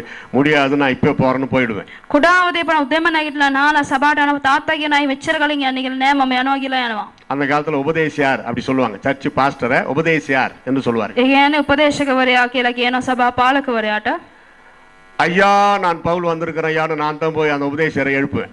මම තමයි මේ පාලකවරයා හැරවන්නේ, මේ පාලකවරයා මම තමයි පවුල ඇවිල්ලා ඉන්නේ. பவுலன்னா அங்கே இதில் வீடு சிங்களத்தில் என் பேர் பவுல், அதனால சொல்கிறேன். පවුල කියන්නේ සිංහල භාෂාවෙන් මේ අපේ නිවස පවුල කියනවා. ඒ කියන්නේ නම තමයි පවුල්. வந்துட்டியா? இந்த சாவி මම යතුර சர்ச்சு சாவி. සභාවේ යතුර. சர்ச்சை திறந்து நல்லா சுத்தமாக பெருகிட்டு பாய் போட்டு ஃபஸ்ட்டு பெல் அடிச்சுட்டு உக்காந்துரு, நான் எழுந்து நீட்டாக குளிச்சுட்டு நான் மெதுவாக அப்புறம் வரேன்றவார். සභාව හොඳට අතු ගාලා පිරිසිදු කරලා පැදුර දාලා වාඩි වෙන්න මම නාලා කරලා එන්නම් කියලා කියනවා. என் சிறு பருவத்திலேயே நான் செய்த முதல் ஊழியம் தேவாலயத்தை பெருக்கி சுத்தம் பண்ணி பாய் போட்டேன். මගේ කුඩාවදී මම කරපු සේවය තමයි සභාව පිරිසිදු කරලා අතු ගාලා පැදුර දාපු සේවය. இன்று வரை தேவாலயத்துக்கு முக்கியத்துவம் கொடுக்கும்.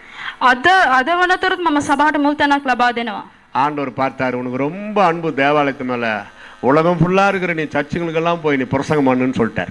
දෙවියන් වහන්සේ බැලුවා සභාවට වඩා ආදරය කරනවා. ඒ නිසා ලෝකයේ තියෙන හැම සභාවටම යන්න කියලා උන්වහන්සේ කරා. நாங்கள் எங்கள் கிராமத்துல ஒரு சின்ன திருச்சபையில ஐக்கியம் வைத்திருந்தாலும் நாங்கள் ஊழியங்களுக்கு சென்று ஒவ்வொரு வாரமும் சுவிசேஷத்தை சத்தியத்தை அறிவிக்கிறோம். අපිට ගම්මානේ පොඩි සභාවක් තිබුණාත් අපි සෑම තැනම ගිහිල්ලා සුභාරංචි සතිපතා කියනවා. பவுலப்போஸ்தலனுடைய அழைப்பு தான் எனக்கும். පෞල්තුමාගේ කැඳවීම තමයි එතුමාටත් තිබෙන්නේ. நற்செய்தியையும் அறிவித்தார், சபைகளை ஸ்திரப்படுத்தினார். සුභාරංචි ප්‍රකාශ කළා, සභාවන් ශක්තිමත් කළා. எங்களை இங்கே கொண்டு வந்து இன்றைக்கு இத்திருச்சபையின் விசுவாசிகளை ஸ்திரப்படுத்தி இருக்கிறார். අද දවසේදී අපි ගෙනාවෙත් රැස් කරලා මේ සභාවේ අධිලවන්තයන්ව ශක්තිමත් කරමින් සිටිනවා. இயேசு கிறிஸ்துவின் உயிர்த்தெழுதல் அந்த கற்றுக்கொள்கிற பாடங்களினாலே நமக்குள்ள ஒரு தைரிய விசுவாசம் வந்திருக்கிறது. යේසුස් වහන්සේගේ නැවත නැගිටීම ඒ පාඩම තුළ අපිට අධිහිල්ලක් ශක්තියක් පැමිණ තිබෙනවා. ஹalleluya. හalleluya. எழும்பி நிக்கலாமா? නැගිට සිටිමුද?